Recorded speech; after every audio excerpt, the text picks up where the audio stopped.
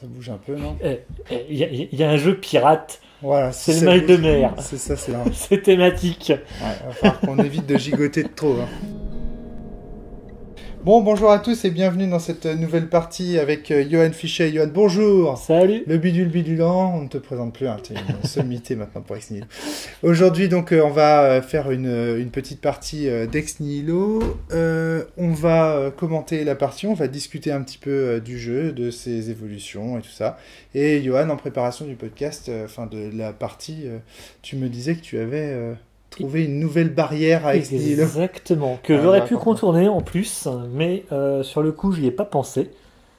Tout simplement. Les petites billes. Quand on n'a pas les petites billes, on fait comment? Ah bah oui, bah ça, ouais. Bah, dans la version que j'avais prévue, donc la version, papier, j'avais prévu de fournir les billes avec, mais les gens m'en ont dissuadé. Le rapport coût par rapport au nombre de personnes qui ont des cubes en plastique ou quoi. Et justement, c'est en faisant une partie de Pandémique, justement le lendemain, que je me suis dit, mais Pandémique, en fait, il y a... On est d'accord? Vas-y. Pandémique, ouais. Il y a tout ce qu'il faut en fait en petits cubes pour faire les 4 temps différents. Donc si vous avez le jeu Pandémique, vous avez tout le matériel nécessaire. Ah d'accord, ok. Ouais. Bon bah parfait. Ce sera juste que la sève sera reprise. C'est des cubes, c'est ça? C'est des petits cubes, donc c'est effectivement, c'est pas des billes, mais il y a des billes bleues, donc pour les larmes, des billes noires pour l'encre, des petits carrés, pas des petites billes, mais des petits carrés rouges pour du coup le sang. D'accord. Et c'est juste la sève qui ne sera pas en vert mais en jaune. Mais ça permet de pallier le temps que la commande arrive. Ouais, c'est ça, exactement. Sinon, c'est vrai que ça fait... je suis en train de retourner ça, tiens, comme ça, on va pouvoir checker le cadre en même temps.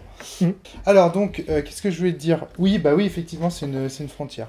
Alors, pour l'instant, les principaux retours que j'ai sur le jeu, là, à l'heure où on se parle, c'est des retours négatifs sur la fin de la partie. Tout le reste, les retours sont dithyrambiques. C'est-à-dire que tout l'aspect deck building, explication de règles, les rapports sans save, machin, rapport de force, l'aspect gameplay, super. Et les seuls retours négatifs que j'ai pour l'instant, négatifs, les seules limites que j'ai pour l'instant sur le jeu, c'est les fins de partie. Les gens ont du mal à évaluer la personne victorieuse. Ils ont du mal à faire triompher des gens. Ils ont du mal à comprendre en fait pourquoi le jeu est, on va dire, à cet aspect compétitif de il faut qu'il y ait un gagnant. Alors que c'est un jeu de rôle par ailleurs. Voilà, c'est le truc qui reste encore à améliorer, je pense, dans les j'allais dire des bêtas à venir, je sais pas comment on appelle ça, les versions à venir. Oui. Pour l'instant, le jeu est toujours en bêta. J'ai eu quelques retours super intéressants. Je t'en partage un, Johan, parce que je le trouve vraiment passionnant. Un retour d'Antoine Morgenthaler qui me disait que les cartes d'objectifs sont mal présentées. Et qu'en réalité, quand un joueur de jeu de société voyait une carte avec un nom, du texte et un objectif ici, il considérait que ça, c'était du fluff, donc il ne le lisait pas. D'accord. Et il passait directement aux objectifs.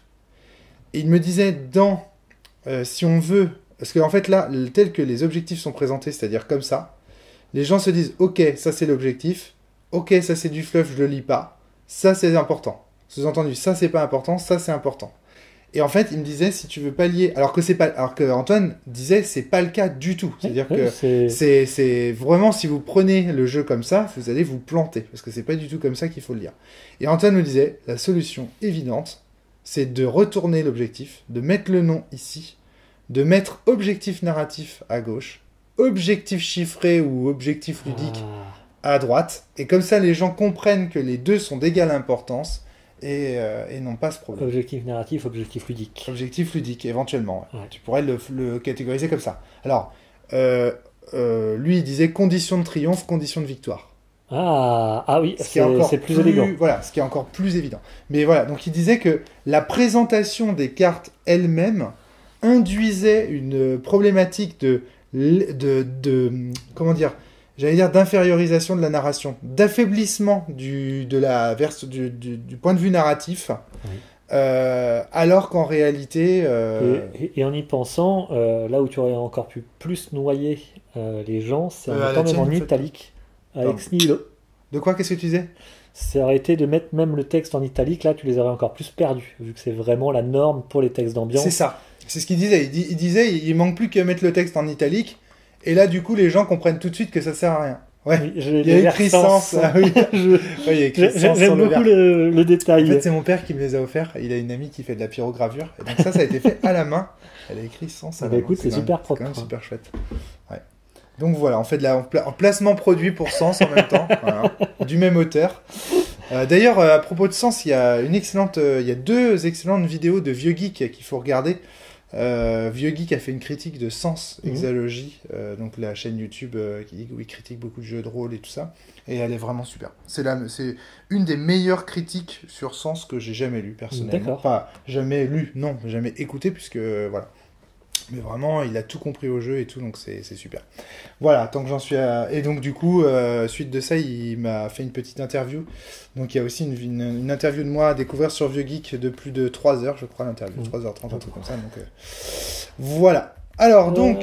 Juste pour revenir sur les Oui. retours que tu as vus, Ouais, je t'en vu que les gens n'arrivaient pas à se départager sur le triomphe, est-ce que tu as pu déterminer si c'était la manière de résoudre le triomphe en quelque sorte qu'il n'était pas compris, le fait que bon bah voilà, celui qui s'est plus rapproché de son objectif et celui qui est du moins qui a le mieux joué son objectif et celui qui s'est le plus rapproché de son objectif a le triomphe, ou est-ce que c'est simplement les joueurs qui ont en fait tout simplement bien compris et au final 2 joueurs qui trouvent que l'autre a parfaitement bien joué. Et c'est ça, c'est exactement ça. C'est-à-dire qu'en fait, ce qui se passe, c'est que le triomphe n'est quasiment jamais attribué, parce que les uns et les autres pensent que les 2 ont très bien joué. Est-ce que... C'est très rare qu'il y en ait un qui triomphe vraiment de son adversaire. Question subsidiaire, est-ce que c'était au cours des premières parties ou des parties suivantes? Non, au cours des premières parties. C'est des gens qui n'ont joué qu'une partie. Parce que justement, si tu te souviens, je pense, après j'ai plus trop de souvenirs de nos fins de première partie, juste les impressions générales, mais je pense qu'on était peut-être à peu près dans le cas là également. Oui, c'est pas faux. On ne savait pas trop vraiment les subtilités du jeu, on le découvrait. C'est pas faux. Tu l'as créé, on l'a découvert en même temps. Même toi qui l'as créé, tu l'as découvert au fur et à mesure. C'est clair. Et peut-être qu'au fur et à mesure, maintenant on est capable, on connaît mieux les objectifs, on connaît mieux les subtilités de chaque objectif, Ouais. on est capable de déterminer maintenant avec un peu plus de précision. Donc effectivement, t'as raison. Romaric, T'as raison, c'est une question d'apprentissage en fait. À voir, faudrait réinterroger ces mêmes joueurs en fait après 3 ou 4 parties. Alors c'est vrai que par contre, ils m'ont tous dit qu'ils sentaient qu'il y avait une marge de progression énorme à faire sur le jeu. C'est-à-dire qu'en gros, le jeu te proposait un challenge et que tu avais une marge, qu'ils sentaient tous qu'il y avait une marge de progression énorme à faire.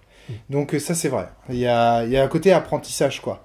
Et tous m'ont dit aussi que le principal défaut d'Ex Nihilo, c'est le coup d'entrée. À la fois en termes de connaissance des objectifs, en termes de création du deck. En fait, créer un deck, c'est pas facile. C'est hyper difficile. Et même, on peut dire, c'est hyper difficile. Et donc, tout le monde disait ça, effectivement. Et pour anecdote, Damien, donc, qui est un ami commun, ça fait à peu près 1 mois qu'il a commencé à créer son deck, à son monde, et il n'a toujours pas pu prendre le temps de le terminer. Ouais. Ah, ça m'étonne pas. Ouais, ça m'étonne pas. Il a envie, vraiment, à chaque fois qu'on se voit, on en parle. Quand est-ce qu'on fait cette partie? Mais en fait, est-ce que le mieux, ce serait pas, dans un premier temps, de télécharger un deck sur le net? Après, c'est comme tout... on refait encore des parallèles avec des jeux de cartes à collectionner, mais on est clairement dans du jeu de cartes ludique. Oui, en fait, c'est comme des decks à Magic, Pokémon, Yu-Gi-Oh! Ouais. Il y a des decks préconstruits qui permettent de rentrer dans le jeu. Et c'est au fur et à mesure où on comprend les mécaniques que l'on va en fait complexifier son jeu.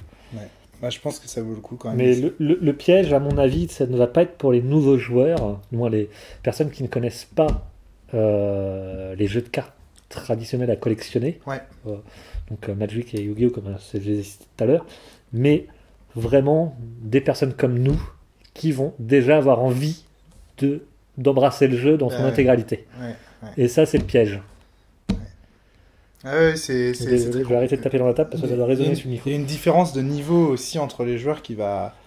Alors moi, vraiment, je pense que ce qui peut sauver le jeu à ce stade, parce que là, à ce stade, on a bien vu, il y a eu un vrai engouement dans la première semaine, mais les gens ont du mal à trouver des joueurs et à faire des parties.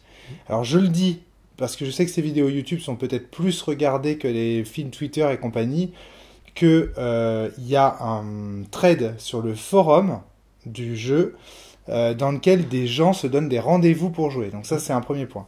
Et deuxième élément qui peut sauver le jeu, c'est si on arrive à faire un logiciel qui permette de jouer en ligne avec Snihilo.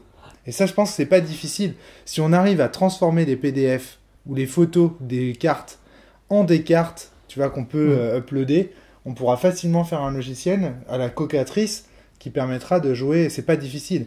Des marqueurs, des cartes, je pense que en travaillant un peu, on doit pouvoir le faire. Donc ça, effectivement, ce sera à mon avis à faire. Mais à savoir un truc aussi, c'est que ça fait des mois que François Néron nous a proposé un logiciel pour jouer au Val en ligne avec Darky, et qu'en ce moment, avec Darky, on galère en informatique, parce que Darky, en ce moment, il est sous l'eau, il a plein de travail dans son boulot, dans sa vie perso, il est en train de déménager, il vient d'avoir une petite fille, donc en fait, Darky, il est sous l'eau, donc on n'a pas le temps non plus de faire... Mais que les auditeurs, auditrices, sache que c'est dans les cartons et qu'on y pense et que voilà. Aujourd'hui, avec Johan, on a décidé de tester des jeux qui ne sont pas à nous. Donc, chacun d'entre nous a imprimé un deck. Moi, j'ai imprimé l'Empire d'Emen, qui est un jeu, ou d'Emen d'ailleurs, je sais pas, je pense que c'est Emen. Donc, qui est un jeu de Johannes. Et toi, Johan, moi, c'est celui des pirates. Kaseo Kidam. Exactement, merci. Ouais, c'est de Kaseo Kidam, celui-là, des pirates. Avec la fameuse carte que Darky a tant liké, le boom.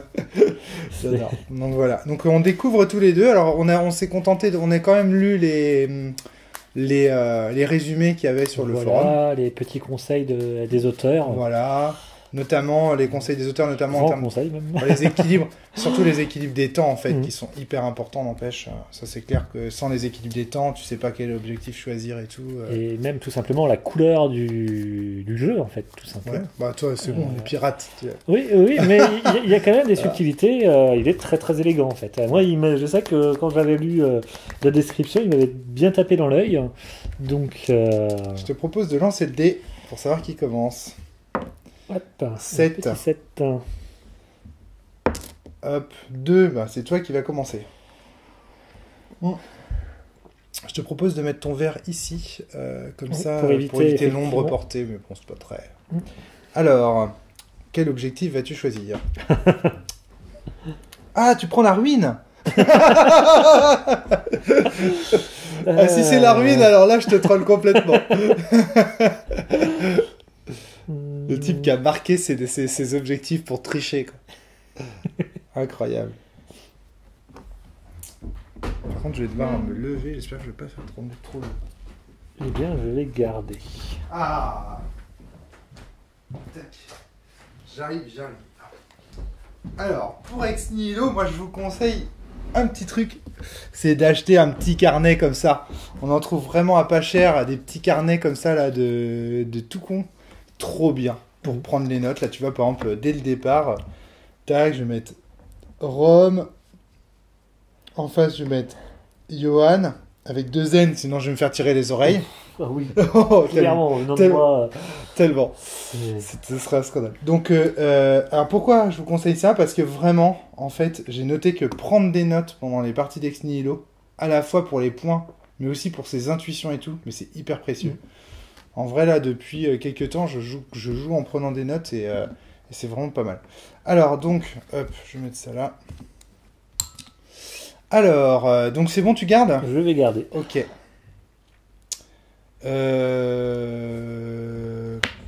Pouf. Évidemment, il fallait que je tombe sur un objectif comme ça, quoi.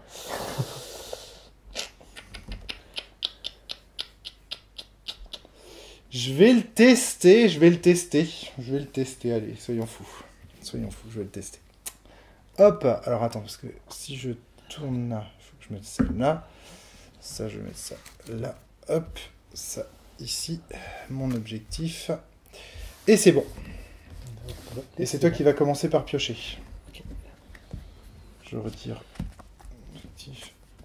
Est-ce que c'est nécessaire de laisser ça quelque part? Pour moi, c'est toujours plus ou moins pas mal. C'est marrant, hein. C'est... Je sais pas si on le voit bien à la caméra, franchement. Mais bon, c'est de- rigolo. dans les premiers moments, je vais quand en avoir besoin, le temps de me remettre un peu dedans, mais Alors ça, j'ai c'est vrai noté que aussi que la grammaire du jeu est extrêmement difficile à apprendre. Oh, les débutants, ils galèrent avec ça, avec les deux jeux là. Mais par contre, dès qu'on connaît bien la grammaire, c'est parti quoi. Alors, tu pioches ces cartes, bah, t'as bien raison. voilà. Bah, tu Très m'as bon dit choix. que Très bon choix. Très bon choix de piocher ces cartes. Pas bête. Ça peut servir d'avoir des cartes en main, effectivement. Quand on fait un jeu de cartes, ça peut être pas mal. Hop, je vais essayer de me décaler pour être bien. Ça va.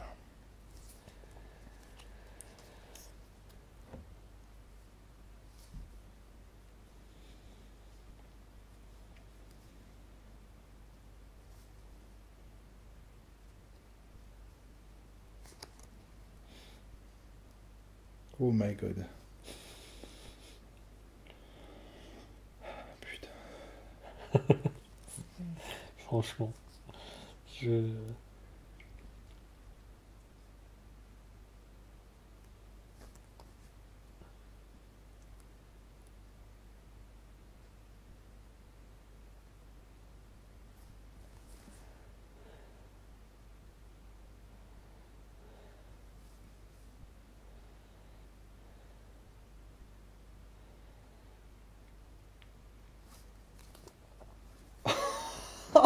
Et là, on voit l'effet que ça fait. Je crois que c'est la première fois que je découvre l'effet que ça fait de jouer un jeu qui n'est pas le sien. Et toi? C'est pareil. Et là, c'est là que tu te rends compte que tu dis oh bordel, c'est hyper dur. Ah merde. Après, moi, il est très bien écrit. Ah oui, moi aussi, pareil. Et vraiment, je vois à peu près dans quelle direction je vais l'amener.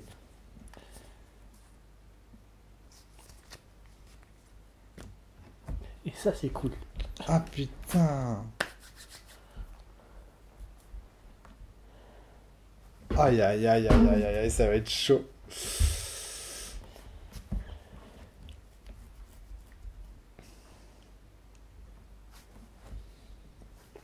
Ah putain, c'est chaud. Ouf, que c'est chaud. Ok. Ok, ok. Bon, ben, Johan, vas-y, je te laisse prendre Écoute. les armes. Hein. Tiens, les armes. Vu que j'ai eu la ruine. Mmh. Tout à fait. Tout à fait.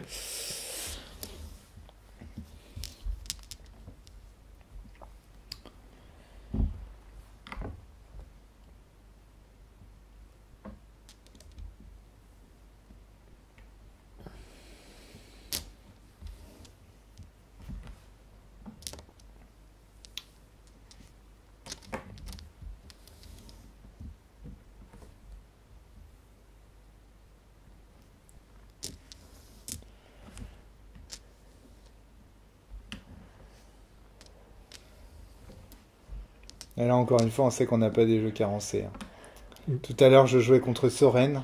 Je me suis pris une carence dans la gueule. Bah, j'ai pleuré des larmes de sang. Ah la vache. Quand tu sais pas si tu joues contre un jeu carencé ou pas, ça change tout, quoi. Là, on sait qu'on est peinard, quoi, tu vois.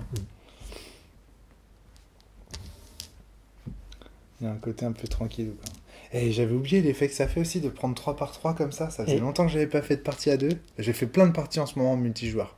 Ah. Alors par contre, Ex Nihilo, alors, il a plein de défauts.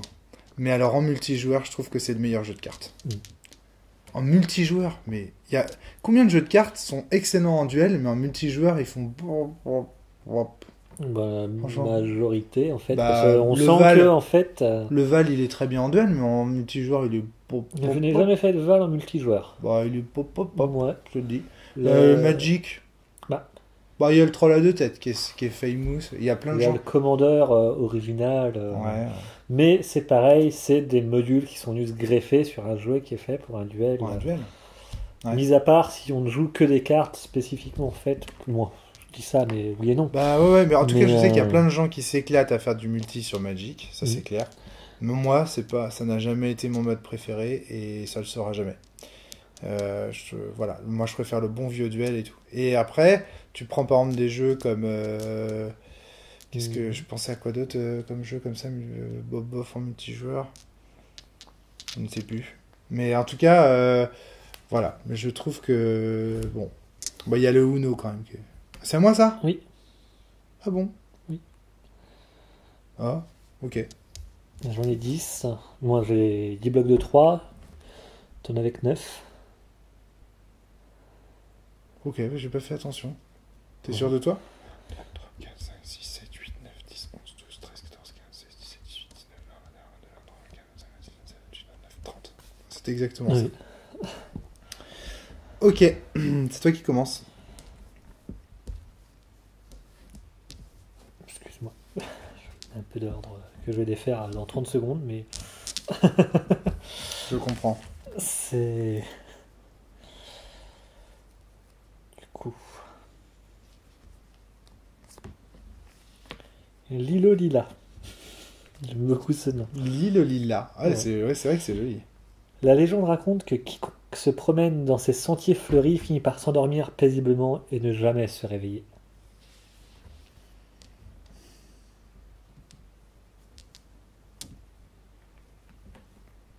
Très bien.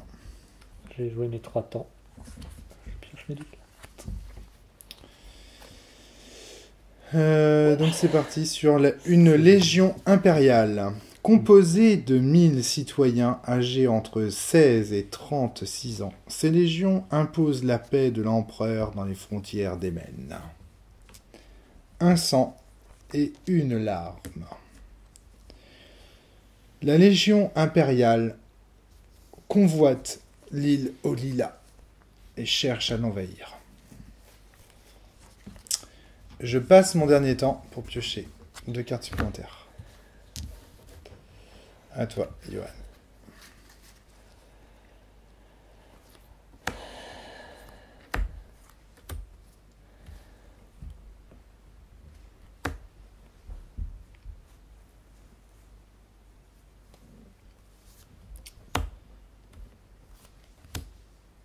La larme va affecter le sang. Ouais. La légion impériale va succomber et s'endormir au doux parfum de l'île aux Lilas. Très bien. Sur cette île, une affiche fut trouvée. La légion impériale y était représentée, Mise à prix. avec une somme d'argent derrière. Il n'en fallut pas moins aux pirates pour s'en débarrasser. N'oublie pas de lire la... Exactement, Ouais, mise à pas prix. Il est toujours très décevant de découvrir que sa tête vaut moins que celle de ses collègues. C'est pourquoi il est toujours préférable de garder une longueur d'avance. Énorme. J'aime beaucoup, Je t'en remets un coup, quoi. s'il te plaît. Un petit coup de bière. Elle est Et pas donc- mal, cette petite bière, là. Complètement. Elle nous aide à jouer avec ce niveau, je trouve. Je sais pas si elle va nous aider à commenter la partie, mais pour la partie, elle est bien. Ouais, c'est important de lire des textes d'ambiance. Exact. Ils ont du sens.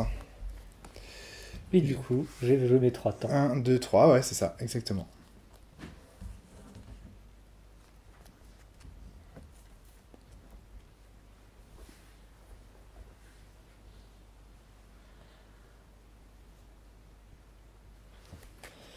Le champ de blé. Mer d'or ondoyant sous le zéphyr, sur les anciens champs d'épée, le sang de tes fils pour le lisier. Tes épis nourrissent l'empire. Poème des temps d'antan, auteur inconnu. Excellent. C'est un haïku, non? Sans doute, je sais pas. Je sais pas. Je ne connais pas suffisamment Johannes C'est pour 7, savoir. 5, 7 normalement. Mais ça m'a fait penser à la formation d'un haïku, mais peut-être. En tout cas, c'est joli. Ouais. Le champ de blé. Depuis que le sang a été versé sur l'île aux Lilas, la forêt, peu à peu, se réveille.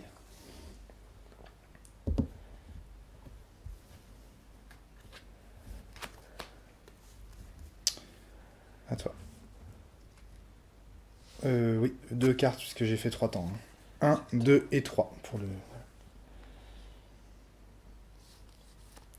L'île aux oiseaux. L'île abrite des milliers de colonies d'oiseaux. Un entier écosystème aviaire chaotique. Un vacarme assourdissant permettant de retrouver l'île à des kilomètres de distance. Ah, c'est génial. Tous ces oiseaux finissent petit à petit par traverser, aller d'île en île, rapporter des graines, sans faire exprès dans leur plumage.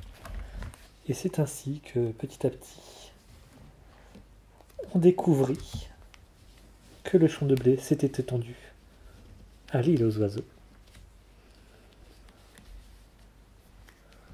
Excellent.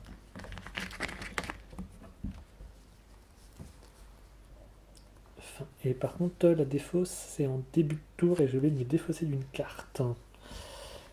En début de tour, excuse-moi. Et du coup, je pioche mes 2 cartes de mon fin de tour. Non, c'est pas ça.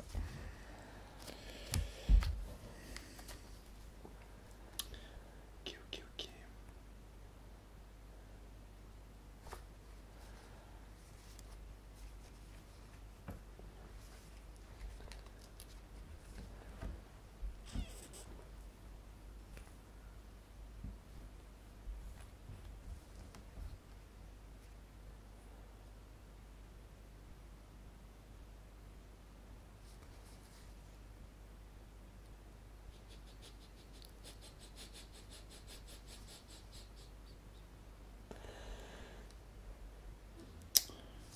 Très compliqué.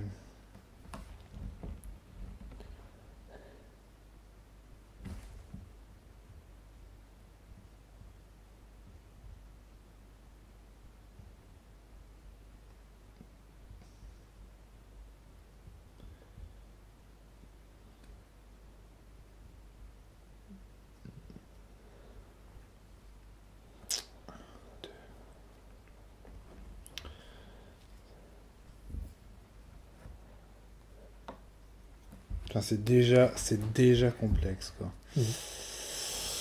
Ah,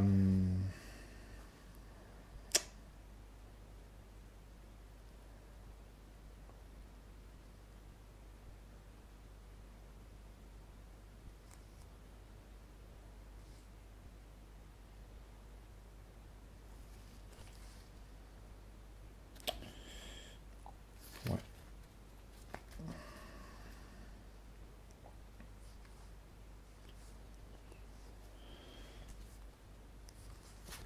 Ok, je joue ça. Forêt de Norcoche. On raconte qu'autrefois cette forêt était un havre de paix et de beauté sylvestre. Ce temps est révolu, et les créatures qui y rôdent ne laissent aucune chance aux voyageurs qui s'y égarent. D'aucuns, prétendent qu'elle n'était pas aussi grande l'année dernière.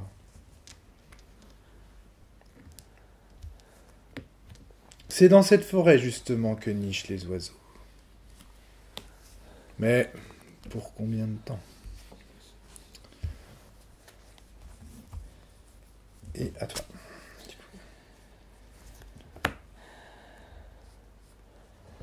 J'aime beaucoup cette carte, mais je suis forcément défaussé.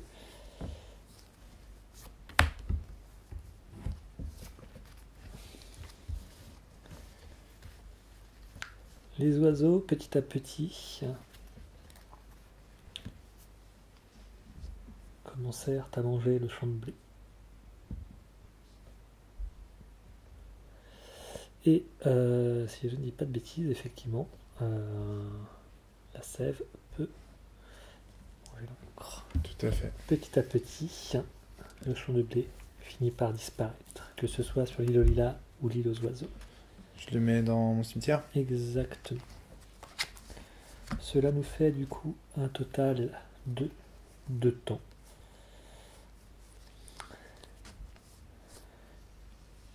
Et comme troisième temps, mise à mort. Les judiciaires aiment dire que la peine capitale sert d'exemple. En réalité, Yale l'utilise pour se convaincre qu'elles ont eu le dernier mot dans une conversation qui ne pourra jamais aller plus loin. Excellent. Fin de tour.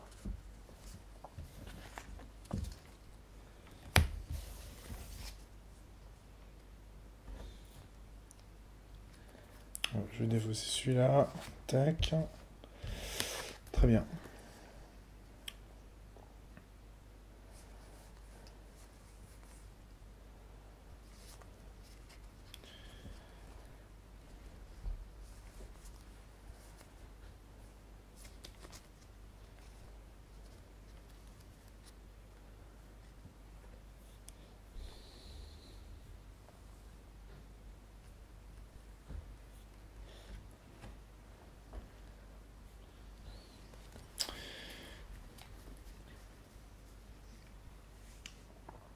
Après s'être nourri du champ, les oiseaux tombèrent malades, les uns après les autres.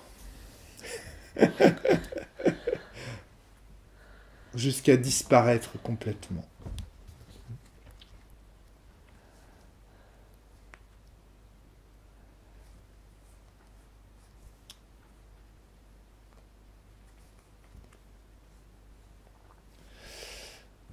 Traité académique. Les académies impériales produisent chaque année des tonnes de traités plus ou moins convaincants sur des sujets aussi variés que la théologie, la magie ou la magie théorique, en passant par l'agronomie. Le mystère de l'île aux oiseaux et de la disparition subite de ces créatures a poussé les savants à écrire un traité. Et on a découvert que les oiseaux n'étaient pas malades, mais qu'à l'intérieur de leur corps, des plantes de la forêt de Norcoche avaient poussé, éclatant leur estomac de l'intérieur. À toi.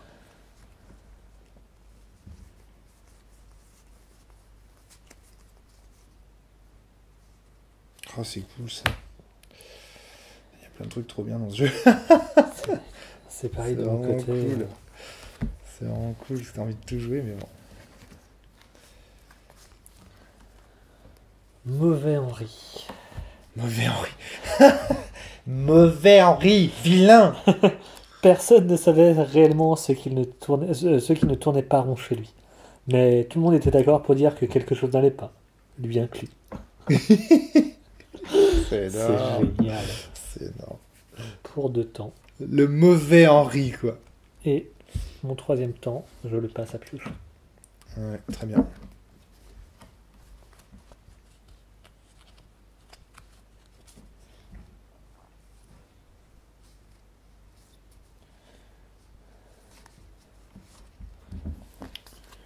Bibliothèque de Marielle. Ici sont concentrées toutes les connaissances de l'Empire. Elle est construite comme une forteresse, mais tout citoyen peut librement s'y rendre. Et ainsi, le mauvais Henri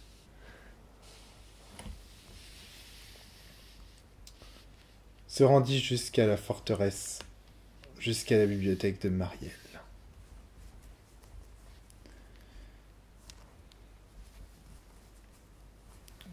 Ce que l'on avait pris pour de la folie était en réalité un désir dévorant de connaissance et de savoir. À toi.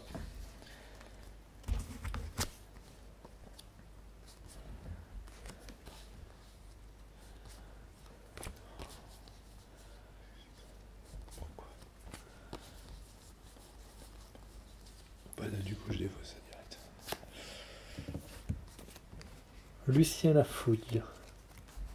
Selon lui, ce n'était pas sa faute si les bonnes occasions se trouvent toujours aux mêmes endroits. Se trouvent aux mêmes endroits que les coups tordus. Je lui dis Oui, comme ça. d'accord, oui, bien sûr. Le mauvais Henri, ça avait beau être étrange. Son ami Lucien était toujours là. Lorsqu'il se perdit dans la bibliothèque, Lucien était là pour tenter de le guider.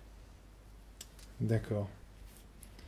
Alors là, tu vois, Lucien Lafouille, ça a l'air d'être un individu, mais il est fait de 2 sèves. Oui. Ça, c'est étrange, je trouve, un coup de la carte. C'est... Ouais. Il y Il y a des coups comme il y a ça, une ou ouais. deux choses comme ça dans le coup Ouais, de mais ce j'avais jeu. déjà fait la remarque à Kaseoki Dam qu'il y avait certaines de ces cartes que je trouvais bizarres en termes de coups. J'en ai croisé une ou deux autres aussi.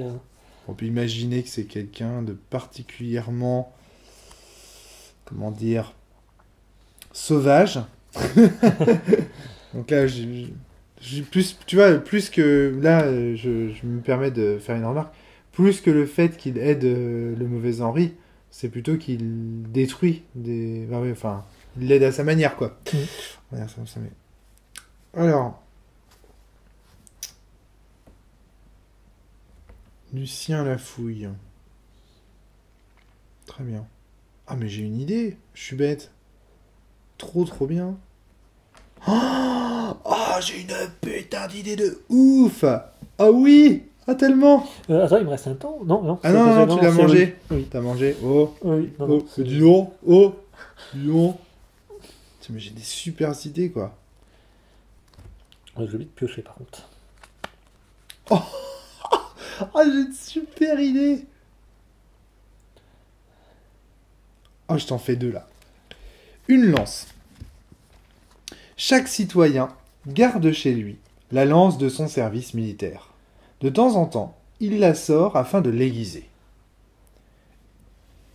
Lucien Lafouille, c'est ce que remarqua le mauvais Henri, avait une lance plantée dans le dos, tandis qu'il cheminait dans la bibliothèque.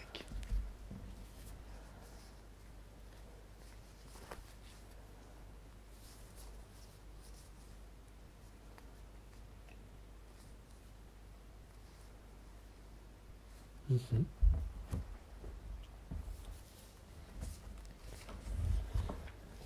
Le temple des puissances. À l'ouest de l'Hémène se continue la plaine d'Ithrarque, vallonnée de multiples cours d'eau. Au centre de cette plaine se dresse la plus haute montagne connue, le Seir-Nuk, je pense que ça se prononce, où se serait endormie la puissance Séir. À l'âge des 1000 royaumes, le culte des puissances prend de plus en plus d'importance et au Seir-Nuk est fondée la cité de Trône, où se dresse le temple des puissances. Extrait de récit de la 5e ère par le grand maître Kalsor. Cette bibliothèque était immense, tant et si bien qu'elle mena le mauvais Henri jusqu'au temple des puissances. Et c'est là qu'il trouva la signification de cette lance dans le corps de Lucien. Car Lucien n'était plus un homme à présent, il était devenu un végétal. J'aime beaucoup. À toi.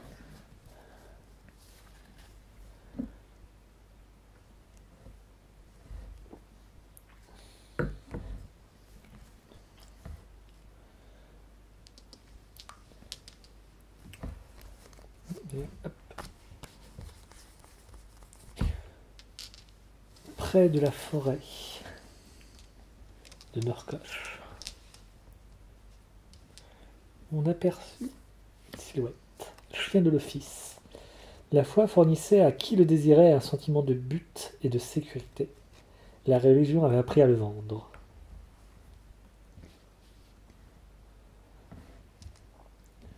On vit apparaître une silhouette. Un homme qui était là.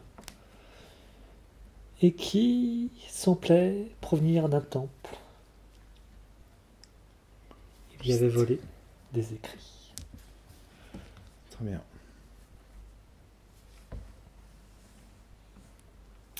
Trois temps de jouer. Oui. Fin de tour. Faramandel, l'esprit sylvestre. On prétend que cet esprit fou était autrefois bienveillant. Personne ne sait ce qui a provoqué sa folie.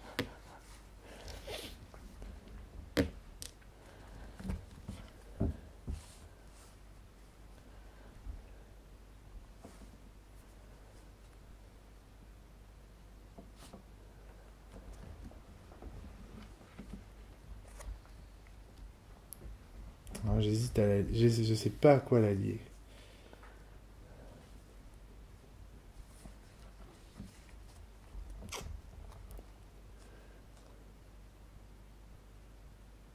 Ouais, je pense que je vais faire ça. Ah oui, mais attends. Ah oui, je vais pas pouvoir attaquer tout de suite par contre, ça c'est nul. C'est pas grave. Hop. Oh bah non, alors du coup. Non, il faut mieux la laisser là. Je la lis à rien. Voilà.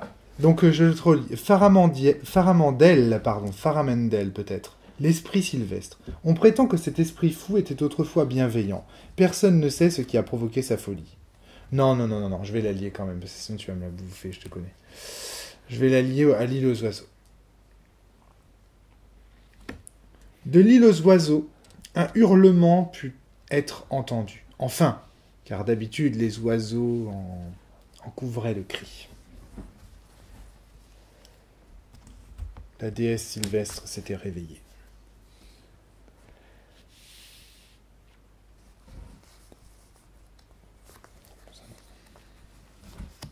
Qu'est-ce qu'elle est bien cette règle de la défausse pendant le tour de l'autre. Moi j'ai quasiment, à chaque fois quand je prends mon tour, j'ai déjà défaussé ma carte. C'est tellement plus fluide quand tu vois comme on a galéré à régler ça et maintenant que c'est tellement fluide quoi. L'île de lave. Le volcan éternel crachant des torrents de lave en continu dans l'océan dont il émerge, engloutissant lentement mais sûrement le monde avec une voracité sans fin.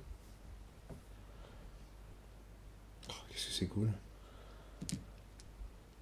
Les lieux sont vraiment bien classe hein, dans ces jeux. Exactement. Il n'y a pas de doute, hein, c'est vraiment... Faramandel était en direction de l'île aux oiseaux. On découvrit petit à petit qu'il provenait d'une île non loin, l'île de lave. Ok. Ça fait penser à Vaiana, tu sais. Alors...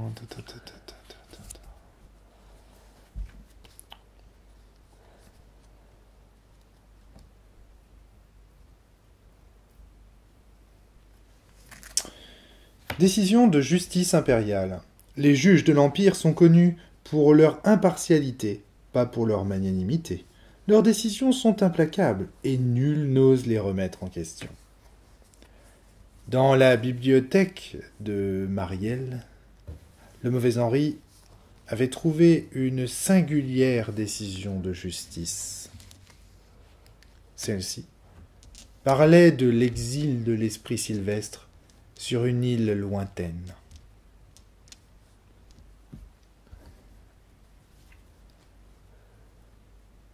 Mais pourquoi donc les juges de l'Empire avaient-ils choisi de l'exilier ainsi ?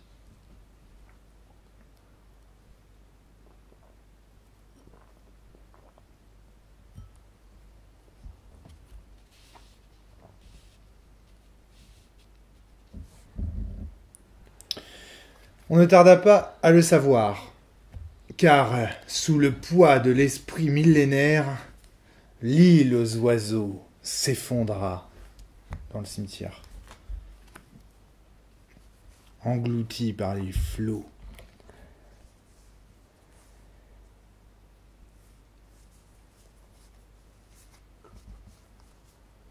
Il te reste un temps. Tout à fait, et je suis en train de le jouer. Le pain. Sa pousse rapide en fait le bois de construction le plus efficace lorsque l'on souhaite industrialiser la production du bois. Saramandel, dans sa folie sylvestre, parvint à planter un pin au beau milieu de la lave. À toi.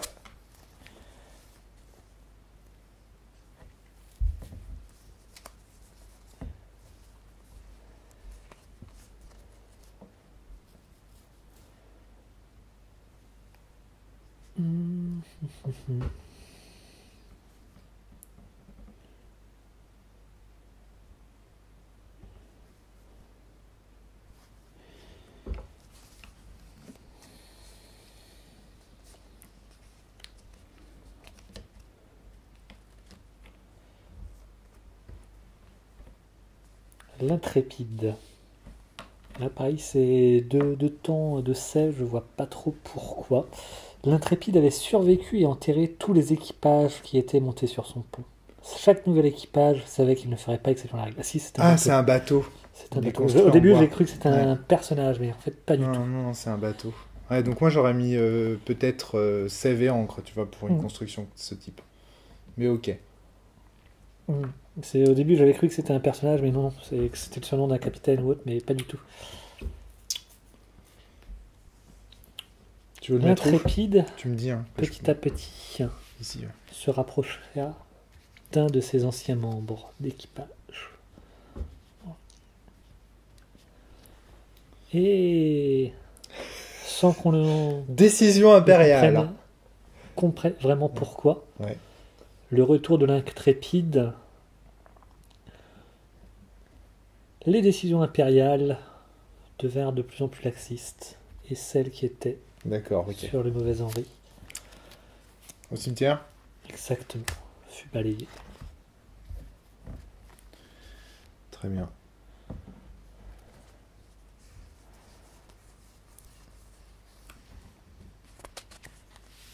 D'ailleurs, j'ai dû encore oublier de me défausser d'une carte. C'était celle-ci que je voulais me défausser. Très bien.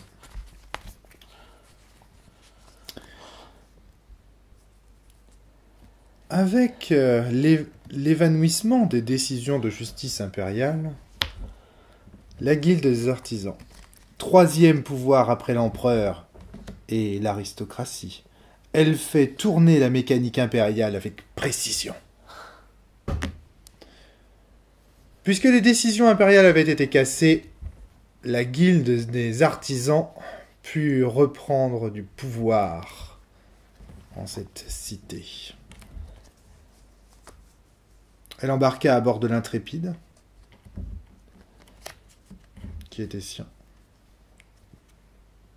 Et, à force d'usage, finit par l'émousser. À toi.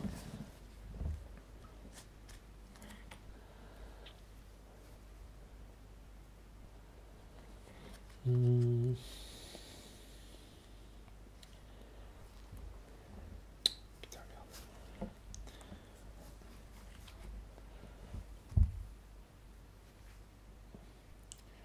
La mise à prix de certains membres de la guilde eut des répercussions. Certaines têtes tombèrent.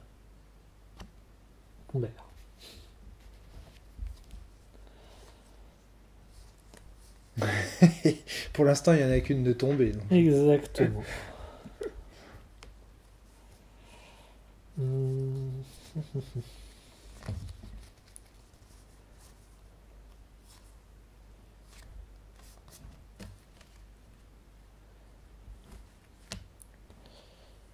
Écrit insensé. Je me demande encore pourquoi tout le monde a hurlé en lisant ces vieux parchemins. Certains ont même commencé à se manger entre elles. Ce sont juste des poèmes, un peu nuls, non? Henri.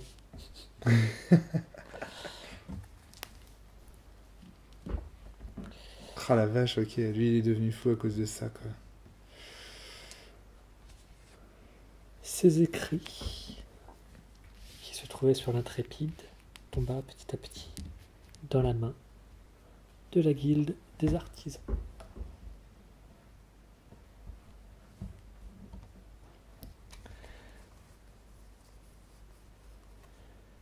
Et j'ai encore oublié de me défausser en début de tour. C'était ça que je voulais m'enlever.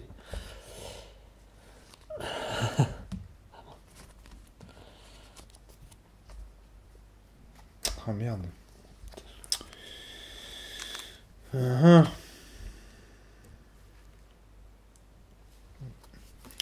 Les membres d'équipage... Alors, attends. Bayon apprivoisé, sorte de fauve cornu au pelage noir. La sélection en a fait une placide bête d'attelage.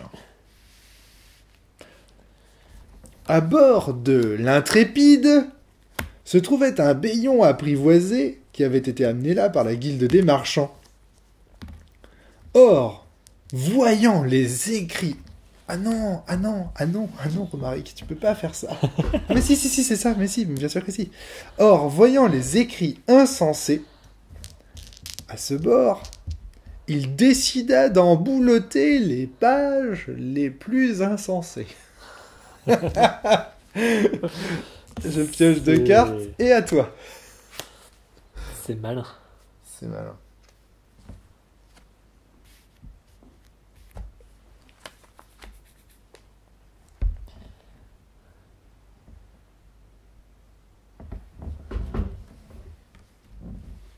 Les écrits finirent petit à petit par disparaître.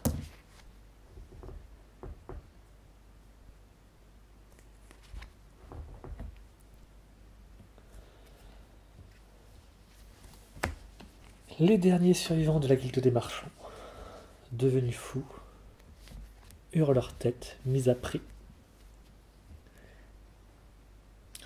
Et c'est d'un claquement de doigts d'un judiciaire que les dernières têtes tombèrent. Oh là là, pauvre intrépide. Très bien.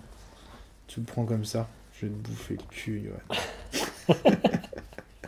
Ça va pas se passer comme ça. Alors, tac. Putain.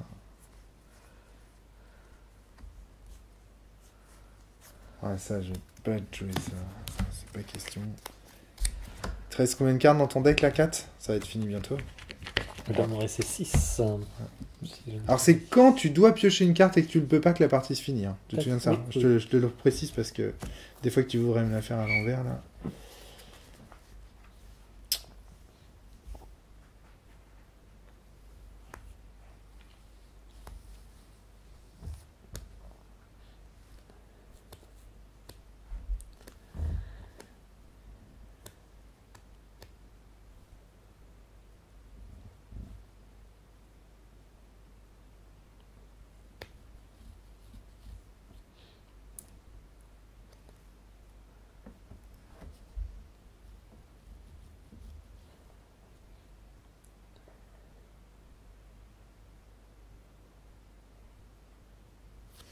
Ok, c'est parti.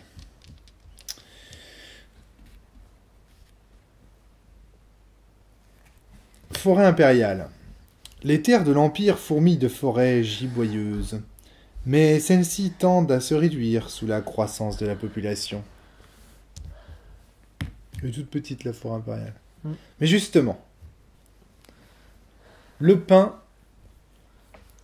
que l'esprit sylvestre avait planté se multiplia.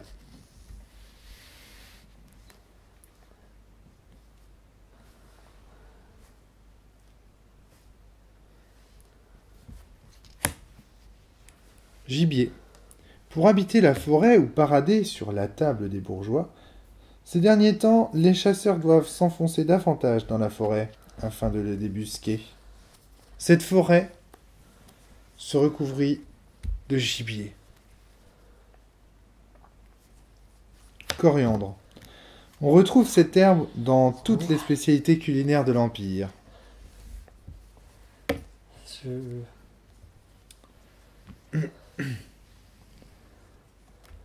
La forêt se couvrit de coriandre et d'autres mets délicats. À toi. Quoi? Je comprends pas. Le Yohan ne comprend pas. Tout va bien, tout va bien. Je...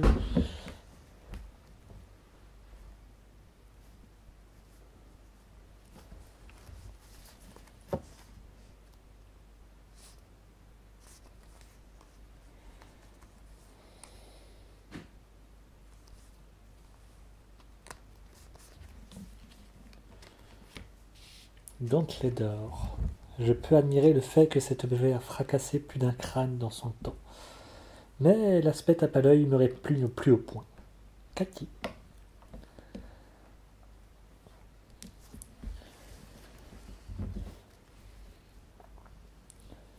Ce gantelet d'or était dissimulé dans la forêt.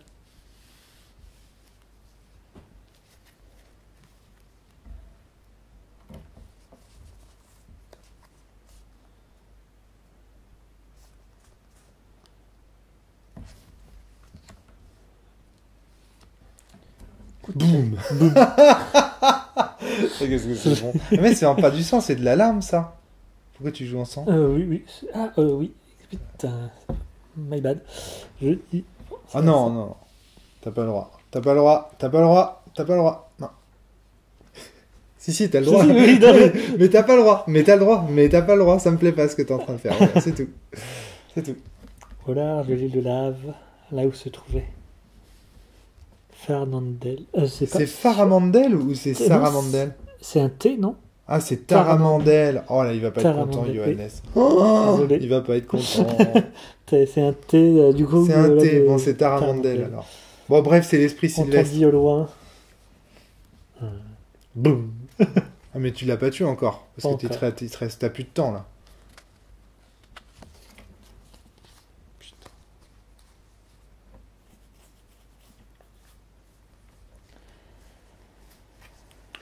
Ça me plaît pas du tout ce que tu viens de faire là. Ah non. Et t'as combien de cartes là? 2? Ouais, attends. 4. 4. Ah non, tu peux pas finir au prochain tour. Donc j'ai encore un tour.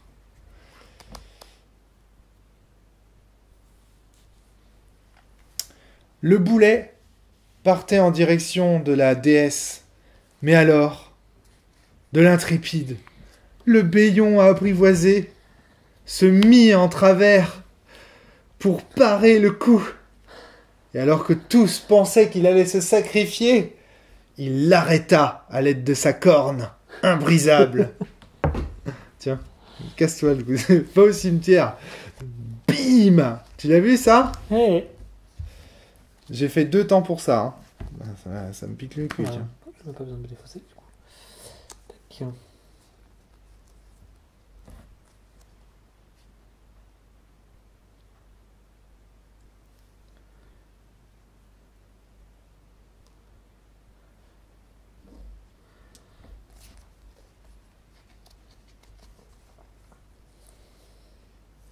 Hmm.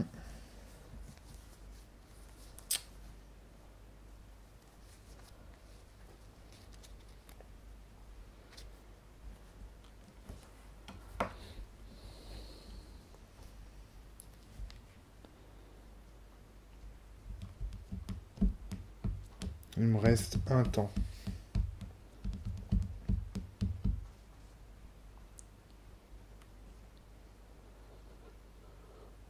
Non.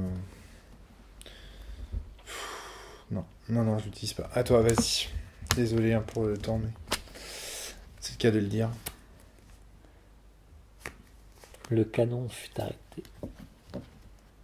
Mais l'île de Lave appelle toujours le Prius. Non, ma pauvre Tara. Qu'a-t-il à Borgne? Elle avait, dit-on, vendu son œil à la faucheuse en échange de la vie éternelle. Il était plus probable qu'elle l'ait perdu en écrasant ladite faucheuse quand cette dernière tenta de venir la chercher. Que je ne peux pas jouer. Bien tenté, mais bien tenté, Johan. Hein. Ah la vache. J'étais en train de compter là. J'étais en train de compter comme un ouf. Du coup, effectivement... Ah, ça le fait chier, Johan. Il aime pas ça. Tu m'étonnes. Tu m'étonnes. Donc ça...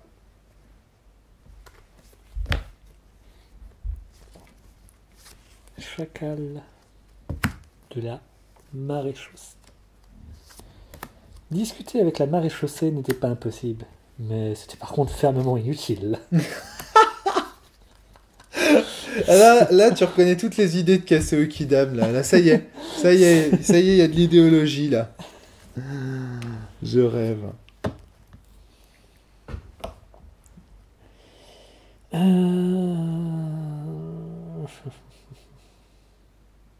Et ça me fait 3 temps. Et Mais c'est fin. du coup, Tu est-ce me dis plein. que... les chacals de la maréchaussée étaient en poste sur l'île de Lave. C'est pas glorieux, mais voilà. Ça me fait 3 temps de jouer.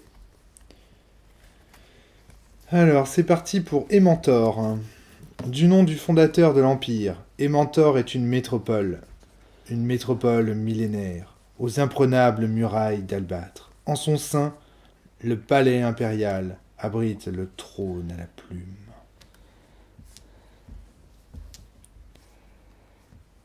Tous avaient songé depuis longtemps que l'Empire, que ses troupes étaient de chair et de sang. Mais tandis que la forêt impériale poussait, que le sang de Talamandel se répandait sur les pins, la forêt, la coriandre et le gibier, le trône des mentors s'érigeait dans la forêt. Un trône pour un empereur végétal.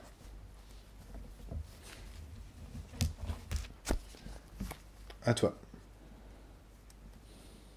J'ai plus de cartes, mais comme je ne dois pas piocher, ce n'est pas encore la fin de la partie.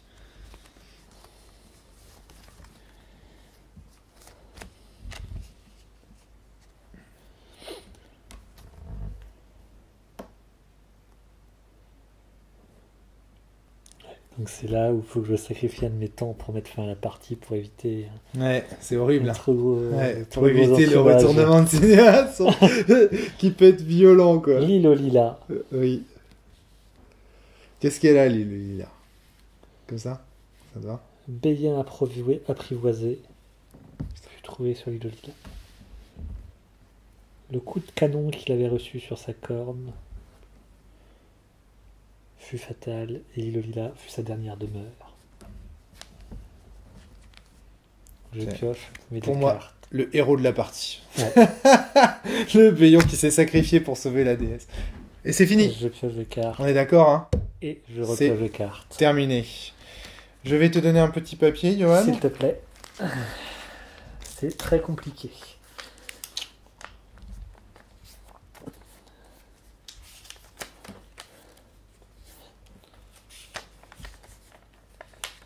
Quand on est un professionnel d'Ex Nihilo, on joue toujours deux partitions. La vraie et la bluffée. On est d'accord J'ai avec juste- ça, Johan? J'ai juste un doute sur l'objectif auquel je pense. Tiens. Merci. Tu veux vérifier? Il est dans le classeur. Ah, écoute, vas-y. Tiens, voilà. Merci. Tiens, attends, non, Ah, ok. il est là. D'accord. Dans le classeur. Ah, nickel.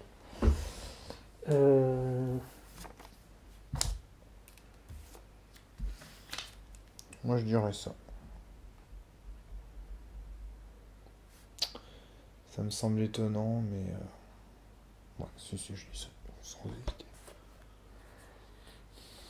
Oh là là, putain. Il y en a deux.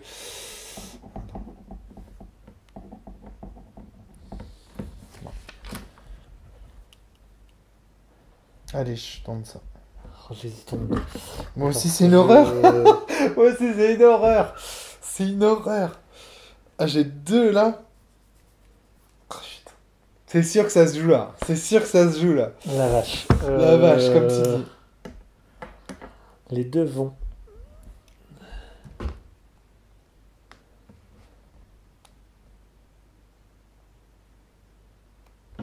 Non, je vais rester là-dessus. Pour moi, ça doit être ça. J'ai un doute, un Allez. gros doute. J'hésite entre deux. Ça va être le Je mets stress. en tout petit ce à Ça- quoi je pense. Et Je mets entre parenthèses celui auquel je pense, mais c'est celui qui est entre parenthèses. Qui n'est pas entre parenthèses. tu veux que je mette mon entre parenthèses, Vas-y. c'est ok. Donc on est d'accord que c'est celui qui est souligné qui est bon et celui entre parenthèses c'est celui dans lequel j'ai un doute. Là c'est vraiment le truc. Je pense que tu as fort orienté. Ouais, et toi, Apocalypse?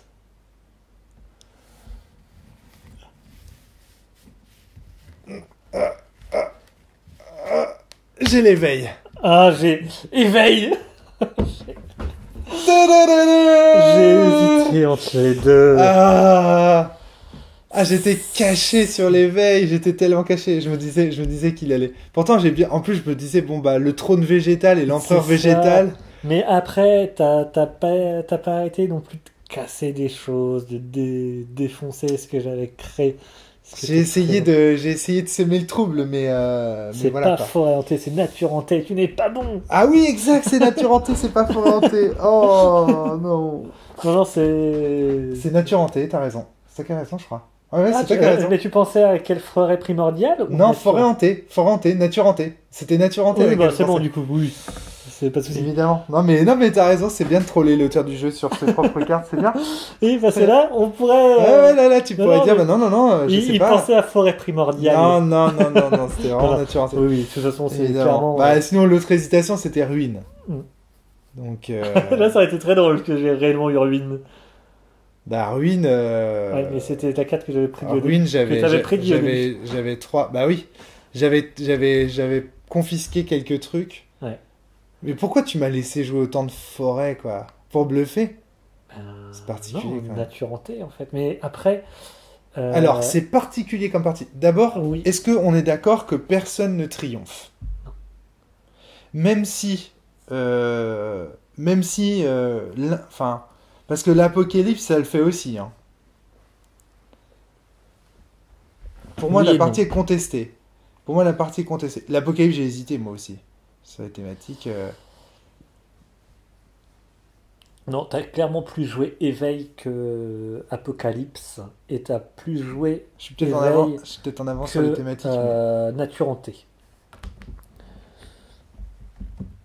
Nature hantée, moi, ça m'allait bien, en fait, le fait qu'il n'y ait que du végétal sur. Moi, il y avait forêt. Moi, je bluffais forêt primordiale Mm. en jouant l'éveil. C'est ça que je bluffais. Ah, clairement. De toute façon, j'ai bien vu que tu essaies de me diriger vers forêt primordiale, Bah oui. mais Et en même temps, j'ai cassé un point de l'intrépide là. ouais. T'as dû te demander pourquoi.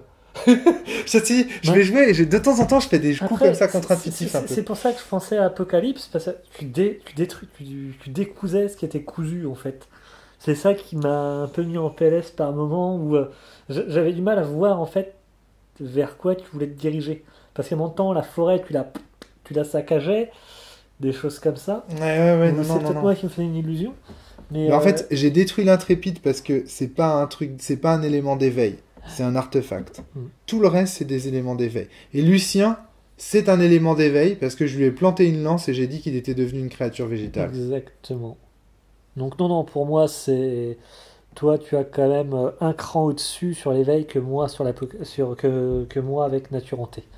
Mais pour moi, c'est Nature Hantée qui gagne au triomphe en fait. Hmm, Parce que personne n'est là pour contempler la beauté du monde. c'est vrai. Il y a un côté, il y a quand même beaucoup de forêts hantées. À la fin, il y a une créature qui meurt dans la forêt. Il y a quelque chose de, enfin, je trouve que s'il y en avait un qui devait triompher, c'était celui qui. Si t'avais une nature hantée, moi, je te donnais le triomphe.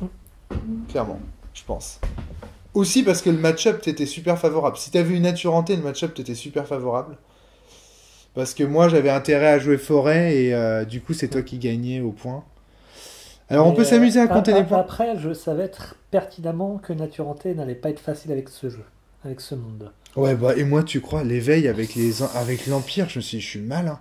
Hein. Et j'ai réussi à le jouer. Je pense avoir Ouais. réussi à le jouer à peu près. Oui. Je Ben, suis comme je bien te dis, content. c'est Mais pour tu m'as ça un peu aidé aussi, hein. Tu m'as beaucoup aidé, même. c'est pour ça que je te mets en fait. Je pars du principe que tu l'as très bien joué parce que j'ai vraiment hésité entre les deux. Apocalypse, je Ouais, t'avouerai ouais. que je l'ai matché sur certains éléments de la partie d'un point de vue narratif. Alors, vas-y, bah, tiens, Mais- décris-moi les éléments d'Apocalypse de la partie. En quoi les Euh, constructions ont tué les constructeurs? En quoi... Vas-y, décris-moi les éléments d'Apocalypse.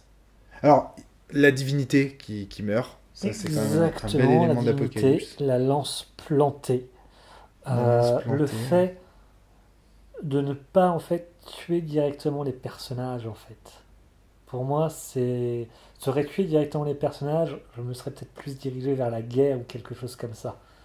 Mais là, c'était pas une mise à mort directe, c'était vraiment une petite destruction lente au fur et à mesure et Mais en inéluctable. même temps, Mais- c'est...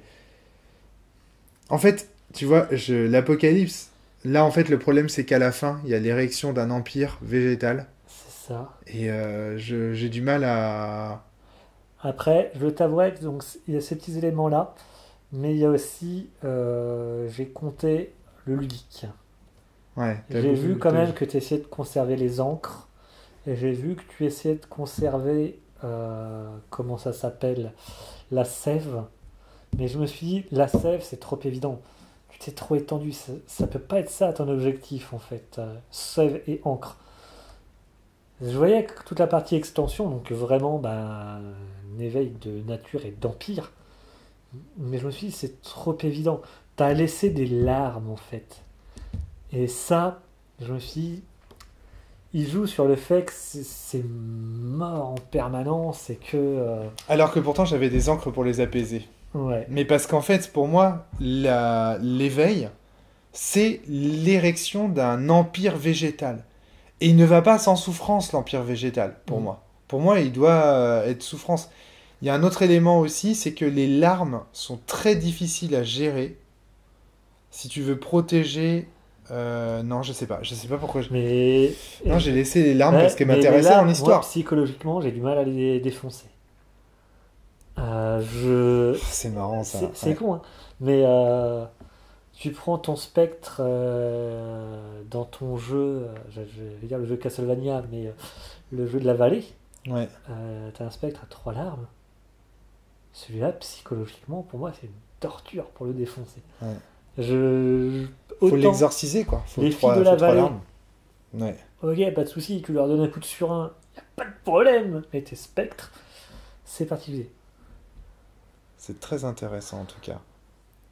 Et... Bon, en tout cas, je pense que c'est difficile de dire qu'il y en a vraiment un qui triomphe. Parce que l'Apocalypse, c'est vraiment très très proche de ce qu'on a joué quand même. Hein. Il n'y a pas à chier, quoi. Mais... Alors, si tu devais classer Pour moi, c'est Nature Hantée qui gagne en premier.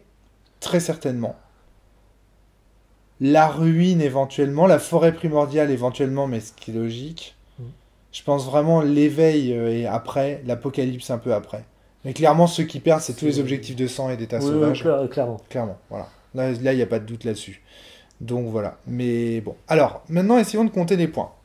Donc, on va faire étape par étape. D'abord, est-ce que quelqu'un a rejeté un objectif? Non. Donc, personne ne gagne des points pour le rejet d'objectif. On est à 0. Alors, comptons les objectifs liés à la divination. Donc, moi, je t'ai trouvé, du coup, alors. Exactement. C'est t'avais Nature Hantée. J'avais bien Nature Hantée. C'est ça. Moi, j'ai dit Forêt Hantée, quel con. Okay. J'avais bien compris que c'était en bluffant forêt primordiale, j'allais pas dire forêt primordiale, tu vois. Oui. De toute façon, là, tu m'aurais dit non, c'est forêt primordiale, je ne t'aurais pas cru en fait. Bah non. Tu aurais voulu mettre ça, c'était clairement Nature Hantée. Parce que si je pensais que t'avais forêt primordiale, tu penses bien que j'aurais pas joué tant bien. Je dis ça pour te taquiner, mais c'est pareil dans ma tête, c'est forêt hantée en fait. Ouais, c'est marrant, mais pourtant c'est Nature Hantée, c'est beaucoup mieux. Parce que mais peut-être parce qu'on a plus... Nature morte. En fait, à la base, la carte, elle devait s'appeler Nature morte. D'accord. Ouais. Par contre, ça peut avoir un double sens assez monstrueux. Ouais, c'est pour ça que... Mais je pense que dans notre imaginaire à tous les deux, tout ce qui est hanté, ça va plutôt être des forêts, des bosquets ou des choses comme ça. Là, c'est Sève et Larmes en plus. Ouais. Hein. Donc, Attends, mais t'as Sève et Larmes, toi? Attends. T'as Sève et Larmes, toi? Ouais. Ah ouais, donc au point, tu vas tout défoncer. Je te défonce au point. Ah ouais, tu vas tout défoncer. Donc, j'ai 6 points en divination, 0 en divination parce que tu n'as pas trouvé. Je suis en avance sur les thématiques. Non, c'est toi qui es en avance sur les thématiques. Tu as 4 points pour les thématiques et moi 3, parce que je suis derrière toi. Parce que je te dis, moi, pour moi, c'est Nature Hantée qui gagne. C'est là où il y a débat quand même. Je trouvais que Evel était bien joué en fait. Moi, comme je te dis, en fait, Apocalypse, ce qui m'a vraiment en fait. Ah oui, non, parce que tu joues Apocalypse. Non, tu joues Nature Hantée. Nature Hantée. Mais moi, ce qui m'a fait dire que toi, tu jouais Apocalypse, c'est. Mais oui, moi, je pensais que tu jouais Apocalypse. Non, tu joues fort. Tu joues Nature Hantée, mais putain, mais. Oui, c'est toi qui a bien deviné mon objectif. Ouais, d'accord. Moi, je n'ai pas deviné le tien. Mais du coup, pour moi, tu triomphes en fait. Pour moi, là, tu triomphes. T'as l'objectif qui triomphe pour moi. Donc il n'y a même pas besoin de compter les points en fait. Pour moi, t'as l'objectif qui triomphe sur cette partie, non? Tu parles d'un point de vue... Triomphe. C'est pas mal quand même. Hein. Éveil. En même temps, c'est vrai que c'est quoi? Je te conteste à l'éveil un peu quand même. Ouais.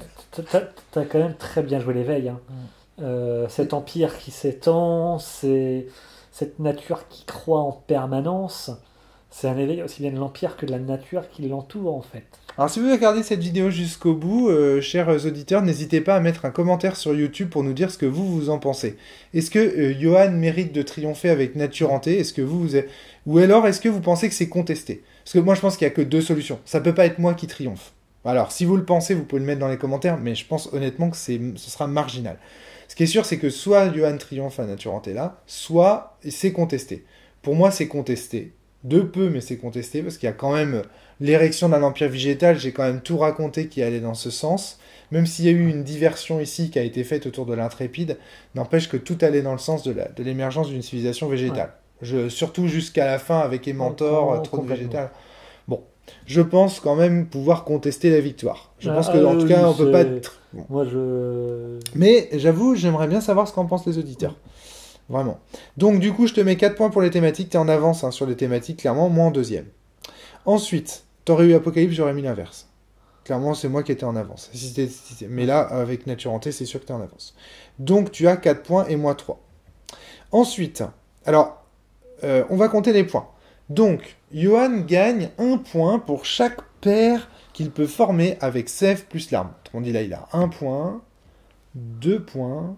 3 points, 4 points, 5 points, 6 points, 7 points, 8 points, 9 points, plus les 3 là. Ouais, t'as tous les points en fait, quasiment. En fait, en gros, on compte les larmes. Regardez, il y a 11 larmes. Pour moi, tu fais 11 points en fait. Puisqu'il ne reste plus que 4 larmes.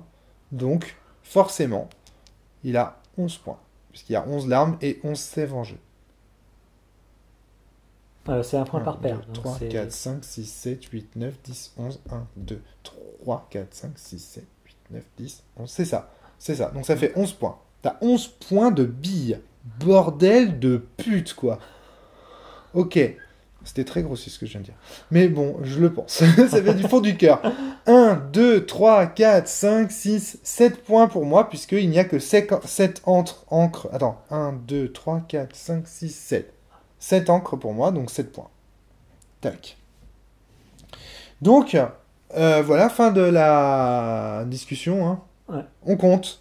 Johan a donc 15 points en tout. 0 pour les points de rejet. 0 pour la divination. 4 pour les thématiques. 11 points pour les billes. Ce qui lui fait 15 points. Moi, j'ai 6 points pour la divination. 3 points pour les thématiques. Et 7 points. Ce qui me fait 16. Donc j'ai une courte victoire au point. Surprenant. Mais surprenant. Donc en fait, au point, je gagne de justesse. Tu frôles le triomphe. Donc ce sont les auditeurs qui vont décider. Là, il nous faudra un arbitre extérieur presque. Mais en tout cas, je trouve ça intéressant comme partie. Ce qui est sûr, en fait, et ce que valide cette partie, c'est qu'on a tous les deux très bien joué. On a tous les deux très bien joué. Moi, j'ai bien joué parce que j'ai bien bluffé. Ce que toi, t'as peut-être eu plus de difficultés à faire du coup. Mais toi, t'as bien joué. Le jeu de billes, tu l'as empalé, quoi. Ah oui, là, c'est... Clairement, le jeu de billes, tu maîtrises ton sujet. Et encore, j'aurais pu optimiser 2-3 coups quand même. Enfin bon, je t'ai quand même posé tout ça de points, quoi. C'est ça. C'est vrai que j'étais tellement... Ben, en fait, quand j'ai vu que tu avais de la sève, je me suis dit, bon, je vais pas me prendre la tête là-dessus, même s'il me l'absorbe, c'est pas trop grave, il va la recracher. Donc ça, il n'y a pas de souci. Mais j'ai quand même vraiment cru à un moment que tu avais Apocalypse. J'étais parti sur guerre, mais il n'y avait pas de sang, il n'y avait pas... non, il y avait pas de Donc sang. pour moi, c'était pas possible. C'était vraiment vers le début. Après, ça s'est dissipé petit à petit. Mais sur la fin, je me suis dit, mais il est en train de me la faire à l'envers. Généralement, c'est sur la fin où on commence à révéler son objectif. Un petit peu, ouais. Et là... Mais en fait, pendant toute la partie, j'étais assez obvious sur mon objectif. Je sais pas... oui. Maintenant, j'ai tendance à faire mon objectif et un objectif mais bluffé. Maintenant, je te connais, justement. Je sais que tu vas moins montrer de manière transparente l'objectif que tu as. Donc j'essaie de ne pas me fier à ce qui est vraiment obvious, comme tu dis, sur le terrain. Mais j'aurais dû, en fait, parce que Ah, t'as hésité hein, quand Ouais. même. Hein, t'as hésité quand même. Ouais. Donc voilà quoi. Là, il s'est passé plein de choses quoi. Et on a cette scène à la bibliothèque là avec Lucien Lafouille et Mauvais Henri qui découvrent les parchemins qui annoncent l'enfermement de Taramandiel. On a tout ce combat sur les îles au départ qui réveille. Ça m'a fait beaucoup. La fiction m'a beaucoup fait penser à Vaiana parce que dans Vaiana il y a cette espèce de déesse de la terre qui s'éveille et tout. Là, j'ai trouvé ça. Il y avait un côté les îles. Il y a quelque chose comme ça, non, je sais pas. Et toi, la fiction, t'avais pensé, enfin, je sais pas, c'était... Hum, Moi, je t'avoue que j'ai pas vu trop de points communs avec de l'existant. Je regarderai la vidéo pour, comment ça s'appelle, me remettre dessus. Mais ce qui est assez rigolo quand même, et ça par contre, je suis très étonné, là je l'ai remarqué, c'est que quand on commence à créer un cluster, on a tendance à se focaliser dessus. Ouais. Je ne sais pas si ça te fait la même. Ah, si, complètement. Euh, Mais je note que toi, t'aimes bien diviser un peu les... Ouais, j'ai vu beaucoup de parties, en tout cas à plusieurs, où à la fin, ça faisait juste un grand damier de cartes. Ouais. Hein. Ouais. Mais là, Mais- après, c'est vrai qu'il y a des choses qui se sont séparées, qui se sont recréées. Si tu te souviens, les deux dernières parties, de mémoire, c'est un énorme cluster de cartes. Ouais, tout à fait. Ouais. Et là, c'est vrai que c'est un peu plus subdivisé. Mais après, je me pose aussi la question si la thématique des mondes n'influence pas ce genre de choses. Là, on était sur des îles. Ouais, c'est vrai. Je C'est me, vrai. je me pose la question Ah là si là, ça c'est n'influence pas justement la cartographie du jeu en fait Ouais. en fin de partie. Donc Alors après là, bon, les îles étaient quand même très centrées sur elles-mêmes. ouais. Tout se passait sur une île là, mais loin sur les îles centrales. Mais Moi, tu sais ce qui me fait halluciner? C'est de me dire que t'avais un jeu pirate, j'avais un jeu empire, et t'as vu la fiction qu'on a faite? Hmm. On n'imagine pas qu'un jeu empire contre un jeu pirate, ça puisse donner autre chose que la guerre d'un empire contre les pirates. Ouais. Enfin, tu vois ce que je veux dire, ou presque. Et en fait, avec les cartes qu'on a jouées, la manière dont on a déployé, on a raconté une toute autre histoire. On a parlé de nature, on a parlé de... le côté pirate était très en retrait en fait. complètement. Il y avait T'as, pas de t'as dû, chasse- t'as dû avoir du mal à jouer dans cette partie, je pense, non? Pas tant que ça, parce que Non. comme je le disais, le jeu est très bien écrit. Et de toute façon, on voit vraiment que l'auteur de ce jeu, Kaseo Kidam, a vraiment fait en sorte de pouvoir le moduler en fait. De toute façon, il l'explique plus ou moins dans la description, cette manière un peu de le jouer, que les îles sont là pour poser des décors, qu'il y a des personnages qui peuvent être là pour justement interagir avec des éléments, etc. C'est très bien expliqué. Et d'ailleurs, merci beaucoup pour cette petite description de ton monde, parce que c'est vraiment très utile pour le jouer. Ah, juste pour info, Johan, Kaseo Kidam sur le net, c'est elle. Ah, ok. Excuse-moi. Non, mais c'est pas grave. T'inquiète, c'est juste que comme elle est gender fluid, sur le net, c'est elle. Parfois, quand tu, Ah bah, de toute quand façon, tu la croises en réel, si tu peux la croiser en réel, parfois, enfin, si elle te connaissait avant, elle peut accepter le heal, machin. Voilà, c'est juste pour te préciser, pour pas... Ok, pas de Mais souci. effectivement, c'est une autrice. Mais oui, je suis d'accord, je partage complètement tout ce que tu viens de dire par ça. Oui, c'est excellent. C'est moi c'est la grande variété en fait des déploiements en fait de thématiques que tu peux faire que je trouve ouf quoi. Avec des jeux qui sont pas du tout pensés pour ça. Je suis sûr que Ementor dans l'histoire de Johannes, c'est pas du tout un empereur végétal. Évidemment pas. Mais rien ne m'empêche de le dire. Exactement. Il y a quelque chose aussi qui me marque beaucoup, c'est la façon dont on pose les cartes. Parfois, on raconte avant. Tu vois, par exemple, on dit « et là, ceci, cela », et après, on dit « on lit ». Ouais, Parfois, on le fait après, ça dépend, c'est de marrant. toute façon, tu m'as repris en cours de la partie, au début de la partie, en me disant oui, lis la description de ta carte quand même. On a tellement en envie fait, d'aller à la narration, bah oui. Ouais. Ouais. Mais c'est important de lire les descriptions quand même, je trouve. Parce que, en fait, moi j'avais intérêt à le faire. L'esprit sylvestre, il est comme ça. Si t'insistes pas sur le fait que c'est un esprit sylvestre, l'éveil, tu le joues pas, quoi. Ouais. Donc, mais effectivement, c'est un esprit sylvestre mort. Je comprends l'idée de le mettre en sang. Moi, je l'aurais quand même mis. Un esprit sylvestre, j'aurais quand même mis comme ça. Pas comme ça. Perso, je pense que ça. Et là, tu vois, on peut faire un petit commentaire. Il y a des cartes, en fait. Je sais Voilà, plus. bah, Ouais, c'est, Lucien Lafouille. Lucien Lafouille, c'est le plus choquant, je trouve. Et comment j'ai réussi à te retourner ça dans Ah, la mais narration. Mais après, je trouve pas ça déconnant en fait. Moi, c'est effectivement dans l'esprit des règles, ça peut choquer d'avoir deux sèves, mais dans l'esprit du personnage de Lucien Lafouille, je trouve que deux sèves, ça va bien en fait.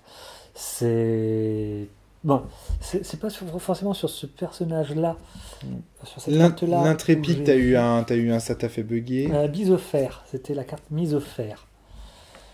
Si elles ne peuvent t'enchaîner avec des ordres, elles t'enchaîneront avec du métal. C'est pourquoi il faut apprendre à se libérer des deux. Et c'est une sève. Ça pourrait être une encre, ça pourrait être potentiellement une larme, mais je trouve que pour celui-là, une sève, ça va bien en fait.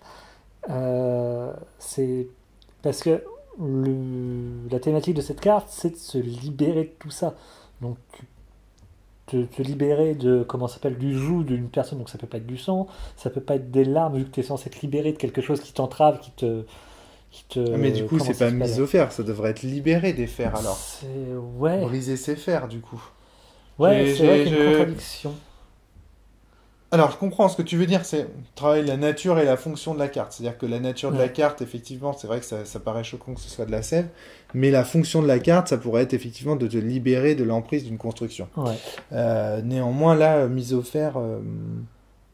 Après... Mais je te dis, j'en avais déjà parlé avec Kaseo Kidam, et je lui avais dit que c'était... je trouvais que c'est... Il y avait des problèmes dans ses coups temporels. Et elle l'avait reconnu. Hein. Après... je trouve pas ça trop dérangeant en fait. Ces deux cartes, franchement, j'ai vu deux cartes où il y a eu mais il a fait un boulot délirant au niveau de l'univers, de la couleur de son jeu. Merci beaucoup en tout cas pour cette découverte. Ouais. Moi j'étais très content de jouer des jeux qu'on n'avait pas fait nous-mêmes. Ouais. C'est la première fois que je fais ça et j'avoue que c'est hyper agréable, c'est super plaisant, tu découvres l'univers en même temps. Et moi, ce qui me plaît là-dedans, c'est la surprise constante. Ouais. Moi, là... Et alors, ce qui est marrant, c'est que comme j'étais moins attaché aux cartes aussi, je m'en défaussais plus facilement et j'ai trouvé que ça tournait plus vite de ce côté-là aussi. J'étais plus dans le jeu, plus que dans l'attachement ou le... Tu vois, quand tu fais ton jeu toi-même, t'es toujours un peu attaché à certaines cartes, t'as envie qu'il y ait certaines histoires qui se produisent ou quoi. Là, du coup, comme tu connais pas l'histoire, tu joues vraiment librement en fait les cartes et ça change vraiment tout. Non, j'ai trouvé ça vraiment cool. Et d'ailleurs, si les auteurs et autrices de ces jeux passent par les commentaires, n'hésitez pas à nous dire si on a joué selon l'esprit que vous pensiez mettre dans ces jeux-là en fait. Je pense pas. Moi, mon jeu, clairement, je l'ai joué. Je pense, quand je vois les récits des cartes, je pense que je l'ai pris complètement à contre-courant. Bah, pas à contre-courant, mais en tout cas, je pense pas que. Oh, peut-être. Je pense pas que le jeu était designé pour jouer l'éveil comme ça, mais après, peut-être. Mais il le fait, quoi. Je pense que le jeu a été fait pour guerre et apocalypse et ruine. Clairement. Il a été fait pour courir des objectifs de sang, d'encre et de larmes. Et que là, le vert puisse gagner comme ça, même si c'est une courte victoire. Voilà. Alors après, on me demande... Alors voilà. Ce qui pose surtout problème, c'est l'histoire des thématiques. Là. C'est ce truc des thématiques qui a posé beaucoup de problèmes aux joueurs. C'est l'histoire de classer les objectifs qui ont été joués par thématique et de voir quelles thématiques valent le coup. Ça pose problème. Antoine Morgenthaler me disait, mais en fait, ce point de thématique-là, il vaut pas grand-chose, mais c'est la guerre pour l'avoir. C'est parce qu'en fait, on a l'impression que parce qu'on est devant dans les thématiques, on est devant dans l'histoire, en quelque sorte. On se dit, mais si je suis devant dans les thématiques, pourquoi est-ce qu'on me fait pas triompher quelque part? Tu vois, c'est ça le truc. C'est... Ouais, mais c'est peut-être un point, mais il a de l'importance en fait. La preuve d'ailleurs sur cette partie. Oui, oui, oui. C'est le point qui fait la différence. Ouais. C'est... Après, on pourrait se poser...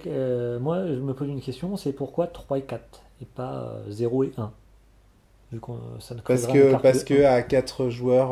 parce que exact, dans tous les cas, 4, le différentiel... 3, 2, 1, exact. Dans tous les cas, le différentiel est de 1, 4, mais 3, 2, 1, à oui. 3, ça fait 4, 3, 2, 1 à plus. Après, oui, oui, tout à fait, à 2 joueurs, tu t'en fiches complètement. Voilà. Je sais pas. Voilà, il y a ça. Il y a des joueurs aussi qui se demandent pourquoi un vainqueur et un vaincu? On a envie de dire, mais on s'en fout en fait, on joue pas pour gagner. C'est une question qu'on s'était déjà posée. Je ne sais plus si on s'était déjà posé la question devant les micros ou si c'était uniquement en off. Je sais plus non plus. Mais dans la mesure où pour eux, c'est un jeu de rôle, pourquoi vouloir à tout prix qu'il y ait un gagnant? Et il dit voilà. Parce que la réponse naïve bateau et vraiment comme ça posée à l'arrache, ce serait de dire c'est un jeu de cartes où on a tous les deux comment ça s'appelle une expérience avec les jeux de cartes à collectionner où il y a toujours un vainqueur, donc ça nous choque pas plus que ça qui est ça.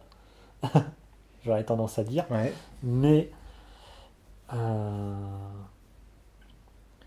après, peut-être parce que dès le moment où on ajoute un côté ludique, un élément narratif, on veut toujours un vainqueur et comment ça s'appelle, pas forcément un vaincu d'ailleurs, mais forcément une victoire sur quelque chose, que ce soit contre un adversaire, contre le jeu en lui-même, contre le fait d'avoir terminé une histoire tout simplement. Ouais.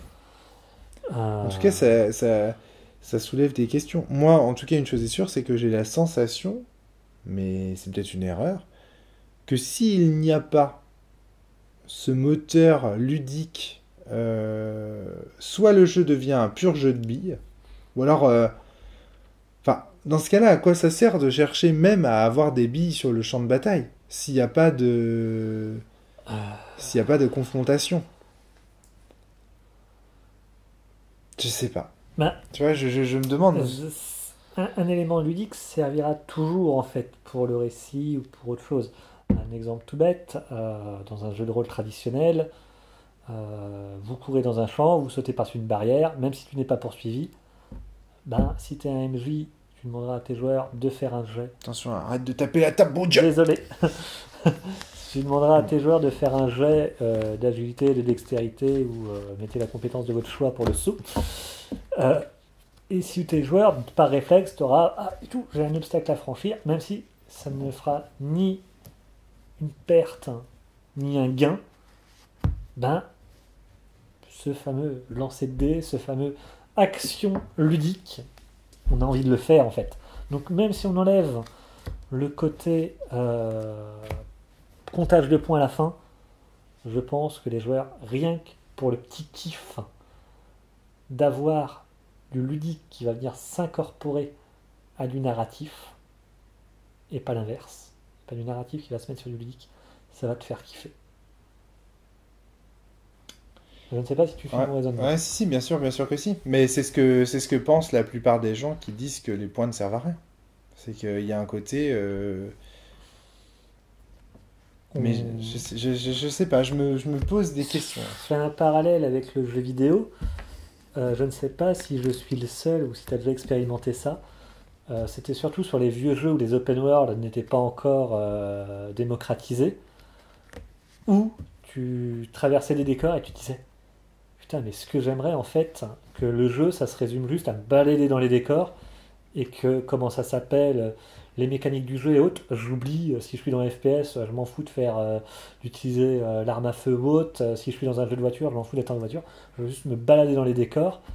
Donc, tu as cet aspect, j'ai envie d'utiliser ma manette pour me balader dans un décor. Et le côté, on va dire, course automobile, FPS ou autre, compétition directe, Oui. ben, je m'en fous en fait. Je veux juste m'éclater avec ma manette, donc avec le côté ludique, Ouais, bien sûr. en me baladant dans un décor. Donc, Et tu vois, j'ai envie de dire la différence entre un jeu et un jouet. C'est que pour moi, en fait, Ex Nihilo, c'est un jeu et il y a effectivement une confrontation entre deux joueurs. Je dis pas que c'est pas très important qu'il y ait enfin, dans l'histoire du jeu, on joue quand même, c'est la guerre des mondes, quoi. On est censé être en confrontation. Et je pense que cette volonté de montrer des liens et une confrontation et tout ça, elle est favorisée ou encouragée par la recherche de la victoire. Mm. Et je pense que c'est important. D'autre part, il faut jamais oublier que l'objectif de ce jeu est de réconcilier justement les joueurs ludistes avec les joueurs narratifs. Si on oublie les points, ben on oublie aussi une part des joueurs ludistes. oui. Donc voilà, je sais pas si... Ouais, Bah, je de toute façon, moi, je sais pas. Après, peut-être que c'est pas réussi, mais je serais très curieux de le faire tester à un de mes amis qui Sans est les très points. compétitif. Non, avec les points. Et d'ailleurs, avec les points et sans les points. Autant le faire les deux à la fois pour voir comment il réagit. mais sans les points, moi j'ai la sensation. Moi, sans les Euh, points, je comprends plus l'intérêt du jeu, quoi. Ou, comment ça s'appelle c'est un jeu qui, à mon avis, l'intéresserait.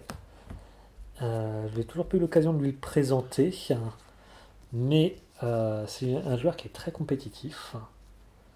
Et je me pose la question comment il réagirait face à Ex Nihilo.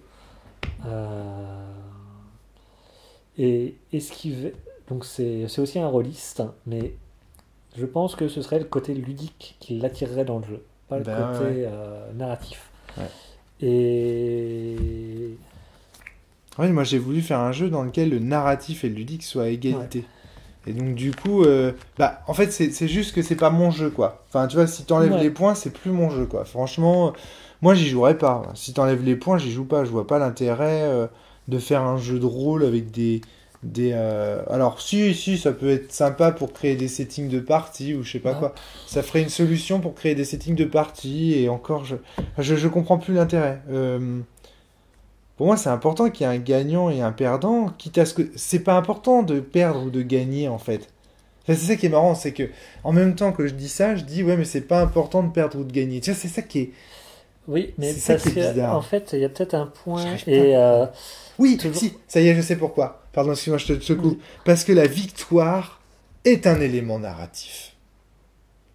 Ah, Le fait qu'une stéphière gagne, ait la gratitude des dieux, etc., pour moi, c'est aussi un élément narratif. On décerne à une stéphière sa couronne de laurier, on dit « tu as bien travaillé pour ton dieu », etc. Il y a un côté...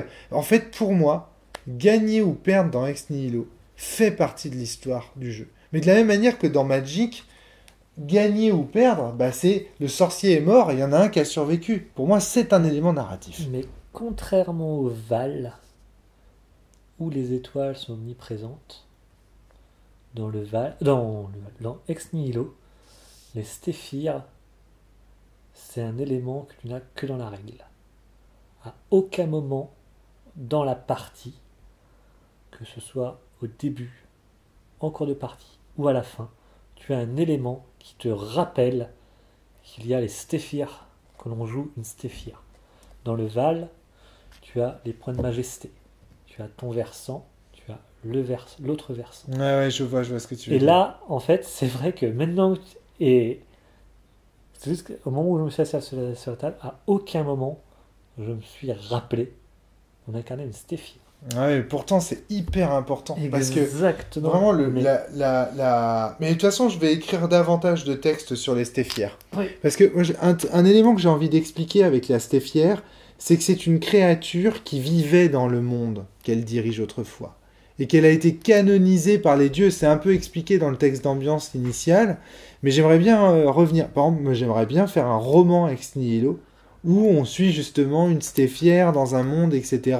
et la canonisation, etc. Ça, tu vois, un peu comme dans Ambre, où on joue on suit des demi-dieux qui ont été choisis on joue des demi-dieux qui ont été choisis par le Grus ou la Marelle, ou je sais pas, des forces qui les dépassent d'ailleurs. Il doit y avoir un nom, mais je me souviens plus là. Et qui ont été choisis pour incarner en fait des allégories de certaines formes de choses, d'éléments métaphysiques, on a envie de dire. Et en fait, là, c'est pareil avec la stéphière.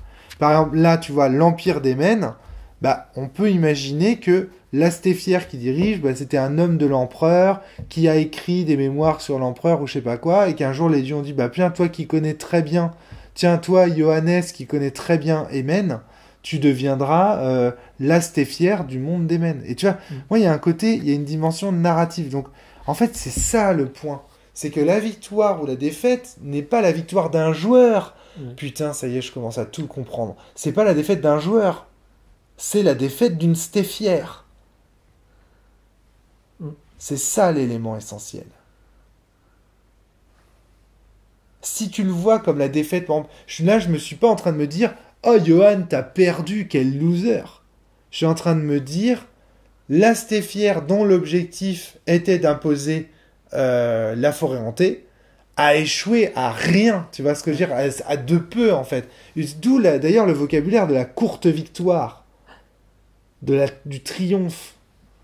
Et ça, c'est peut-être quelque chose qu'il faudrait que j'explique, du coup. Ouais. Parce que mine de rien, c'est très très important et on a tendance à l'oublier au fur et à mesure des parties. Ah ouais, tu penses ? Ah ouais, moi c'était un élément que j'avais plutôt en tête en début quand j'étais beaucoup plongé dans les règles, avec du coup tout ce que ça implique. Et au fur et à mesure, les règles maintenant, quand je les consulte, c'est uniquement à but informatif. Ouais, d'accord. Et du coup, On perd cet aspect-là. ce A3 qui s'imprime, tu n'as pas forcément tous les éléments là dessus, même si c'est indiqué. Les stéphières sont indiquées. Hein. Ouais, mais tu te focalises que sur la partie qui t'intéresse de ça. Ouais, ça. T'as quand même toute une partie univers. Mais ce que j'entendais par là, je faisais mention de. Je regarde juste justement la dimension, l'importance de cet univers. Au fait que voilà, c'est une fiche d'instruction et du coup tu la lis. Ouais, tu vois, t'as quand même tout ça d'univers, tu vois. Ouais. Dans Magic. Et encore, la triomphe ou victoire, on peut considérer. Quand tu es passé. Donc ça, tu vas le lire au début, pour te mettre dans le bain, avoir la couleur du jeu. Et une fois que tu l'as, tu passes plus de parties, ça, tu vas complètement l'oublier. Et toi, ce qui va t'intéresser, quand tu vas consulter ce document-là, ça va être ça, ça va être ça, ça va être ça. Ça va être ces éléments précis. Et ça, une fois que tu as passé les premières parties, une fois que tu vas consulter ce document-là uniquement pour un point de règle particulier, tu sais où tu vas trouver l'information. Et donc tout ça n'existe pas. C'est ça que je veux. T'as raison. L'autre élément que je voulais dire, je ne sais pas s'il nous reste beaucoup de temps pour... je ne sais pas exactement, mais c'est que je note qu'on fait beaucoup plus de phrases qu'une. Quand on fait de la narration, on fait beaucoup plus d'une phrase. Ah bon. Alors, c'est pas toujours le cas. Hein. Parfois, on n'en fait que deux. Hein. Parfois, elles sont longues, nos phrases. Il y a beaucoup de conjonctions de coordination. Mais ça, c'est rigolo. Ouais, mais c'est rigolo parce que le jeu n'est pas contraignant de ce point de vue. Mais je note que c'est émergent que les gens fassent plus d'une phrase. Ça émerge à chaque fois sur les parties. Ça, je trouve ça intéressant. Bah, ça pousse en fait à le faire. Ça pousse à le faire. Autre point très rapidement sur le fait que les gens ont peut-être envie de ne pas avoir d'aspect compétition à la fin. Ouais. C'est que tu n'es pas tout seul à faire la narration. Tu fais la narration à deux. Donc tu as un lien fort qui se crée avec l'autre joueur. Ouais. Et quand c'est des personnes comme nous et comme je pense la plupart des auditeurs et auditrices, tu vas en fait le fait de construire quelque chose ensemble. T'as pas envie de dire toi t'es nul, moi je suis fort. C'est ça, on a été jusque là ensemble, on a créé une histoire, on a fait une fusion de deux mondes. Et vraiment mais c'est peut-être ça en fait le message ou le propos d'Ex Nihilo. C'est que quand on construit des choses ensemble, il n'y a ni vainqueur ni vaincu, seulement des amis. C'est peut-être ça, en fait, le truc. Et donc, du coup, les dieux nous poussent à combattre, mais peut-être que les stéphières n'ont pas envie de ces combats, etc. Et voilà, ça pourrait être aussi... laisser le jeu, on va dire, en l'état, mènerait aussi à une réflexion sur ce qu'on attend du jeu de rôle, ce qu'on attend d'un jeu ludique, etc. Après... Ce qui est, je rappelle, le propos du jeu, puisqu'il y a tout un article là-dessus. Après, tu peux aussi atténuer cet aspect compétition en ne montrant pas les points obtenus en fin de partie comme étant deux valeurs à comparer, mais deux valeurs indépendantes pour montrer, en quelque sorte, donc je mets des grosses guillemets, la qualité de jeu aussi bien narratif que ludique. Et donc du coup, là, tu n'as plus de compétition, tu as juste, on a fusionné deux mondes, et une fois la fusion des deux mondes faite, si on prend chaque partie qui a essayé de fusionner son monde à un autre, voilà la qualité. Ouais, mais alors cet aspect de divination, parce que du coup, on a toujours intérêt alors à être obvious, parce que le but c'est de faire un maximum de points. C'est vrai. Moi, ce que j'aime bien dans cet aspect de divination, c'est que ça pousse à la richesse. Si tu n'as pas cet aspect de divination, tu te contentes de raconter l'histoire qu'on t'a demandé de raconter, sans avoir ce petit truc de la subtilité. Après, il y a toujours ce paradoxe qui est assez fou dans Ex Nihilo, c'est que il faut qu'à la fin de la partie, l'autre joueur ou joueuse est OK sur le fait que tu as joué éveil. Mais il ne faut pas qu'il ait deviné que tu aies joué éveil. Ouais. Il faut que... Et ça, c'est très perturbant. bizarre. Ouais, c'est perturbant. Ouais, tout à fait, je suis d'accord avec toi. Mais j'aime bien, en fait, cette perturbation. De toute façon, d'où le fait qu'on se retrouve avec des cas comme j'ai eu là, comme le fait que là, quand on a terminé, moi, j'ai pas eu de chance, mais toi, t'as fortement hésité aussi. Et c'est génial parce que ça te met toujours sur le qui-vive, ça te bat toujours en brèche. Ça t'oblige à être attentif à ce que joue l'autre aussi. Qu'est-ce que ça donnerait Ex Nihilo si finalement on était...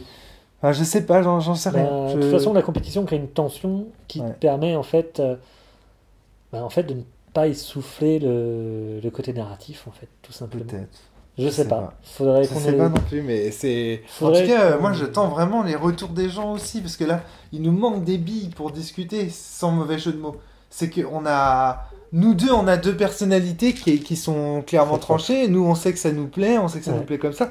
Mais, tu vois, j'aimerais bien savoir, écouter les autres, me dire pourquoi est-ce qu'ils ont ces problèmes, qu'est-ce qui leur pose problème là-dedans, est-ce que le problème vient d'Ex Nihilo ou est-ce que le problème vient de ce que socialement on attend de quelqu'un victorieux? Est-ce que le problème vient du jeu ou est-ce que le problème ne viendrait pas plutôt de notre société qui pousse la personne victorieuse à écraser la personne en défaite? De toute façon, c'est ça. C'est ça aussi. Ça doit jouer aussi un minimum. Comme je disais tout à l'heure, le fait qu'on joue à un jeu de cartes, nous, on est déjà conditionné au fait qu'il y a une victoire de la part d'une... Oui. Soit contre le jeu. Oui, je vois tout à fait ce que tu veux dire. C'est qu'en fait, le jeu n'existe pas. Enfin, le jeu n'a pas de sens sans la tradition des jeux de cartes autour. Et pour revenir en fait aux deux termes que tu utilisais, ou la distinction entre jouet et jeu, moi, je l'aurais plutôt considéré Ex Nihilo comme un jouet et non comme un jeu. Ah, c'est intéressant. J'entends par là, pour moi, le jouet, c'est l'objet que tu utilises sans forcément avoir un but à la fin. Quand t'es gamin, que t'as un jouet, tu vas faire un Lego, tu vas créer une histoire qui ne va pas forcément avoir de fin. Ton doudou, qui va être ton jouet pour ton Lego, ta poupée, quoi que ce soit que tu vas utiliser, tu vas être avec, tu vas pas forcément avoir une finalité à ça. Tu vas peut-être être appelé pour aller quelque part. De toi-même, tu vas ne pas aller jusqu'au bout. Que le jeu, forcément, tu vas avoir des règles de par le fait que c'est un jeu, il faudra des règles. Il faudra donc, dans notre société, avoir un perdant, un gagnant. Ouais. Tandis que le jouet, en fait, ben, c'est malléable, en fait. T'en fais ce que tu veux. Tu veux lui mettre un objectif, tu lui mets un objectif. Tu veux pas d'objectif, tu mets pas d'objectif. Je pense aussi, en t'écoutant, je pensais à la guitare, un instrument de musique. Ouais. Est-ce que quelque part, Ex Nihilo, c'est pas Pour un moi, instrument de musique? Instrument, Pas jouet, ça. outil, pour moi, la même chose. Ok. C'est Enfin, c'est la c'est frontière même, est assez ouais. mince. C'est plutôt le côté fonctionnel qui va changer. Mais pour moi, ça reste la même chose. Tandis que le jeu, tandis que un projet de construction, et tandis que une musique, ça va être l'équivalent du jeu en fait. En tout cas, merci beaucoup, Johan, pour ces réflexions. C'est vraiment à chaque fois très très intéressant de jouer avec Ex Nihilo puis de voir ce que ça déclenche. Je vous rappelle que le jeu est en bêta, hein. On a le droit de critiquer le jeu, on a le droit de le trouver pas bien parce que il n'est pas fini, il est encore en test. Vous trouverez l'adresse pour le télécharger à la fin et au début d'ailleurs de cette vidéo et dans la description. Donc n'hésitez pas à le télécharger, à le tester, à nous faire des retours sur le forum sur romaricbriand.fr. À très bientôt tout le monde, portez-vous bien, jouez bien, merci Johan, à bientôt. À bientôt les bisous.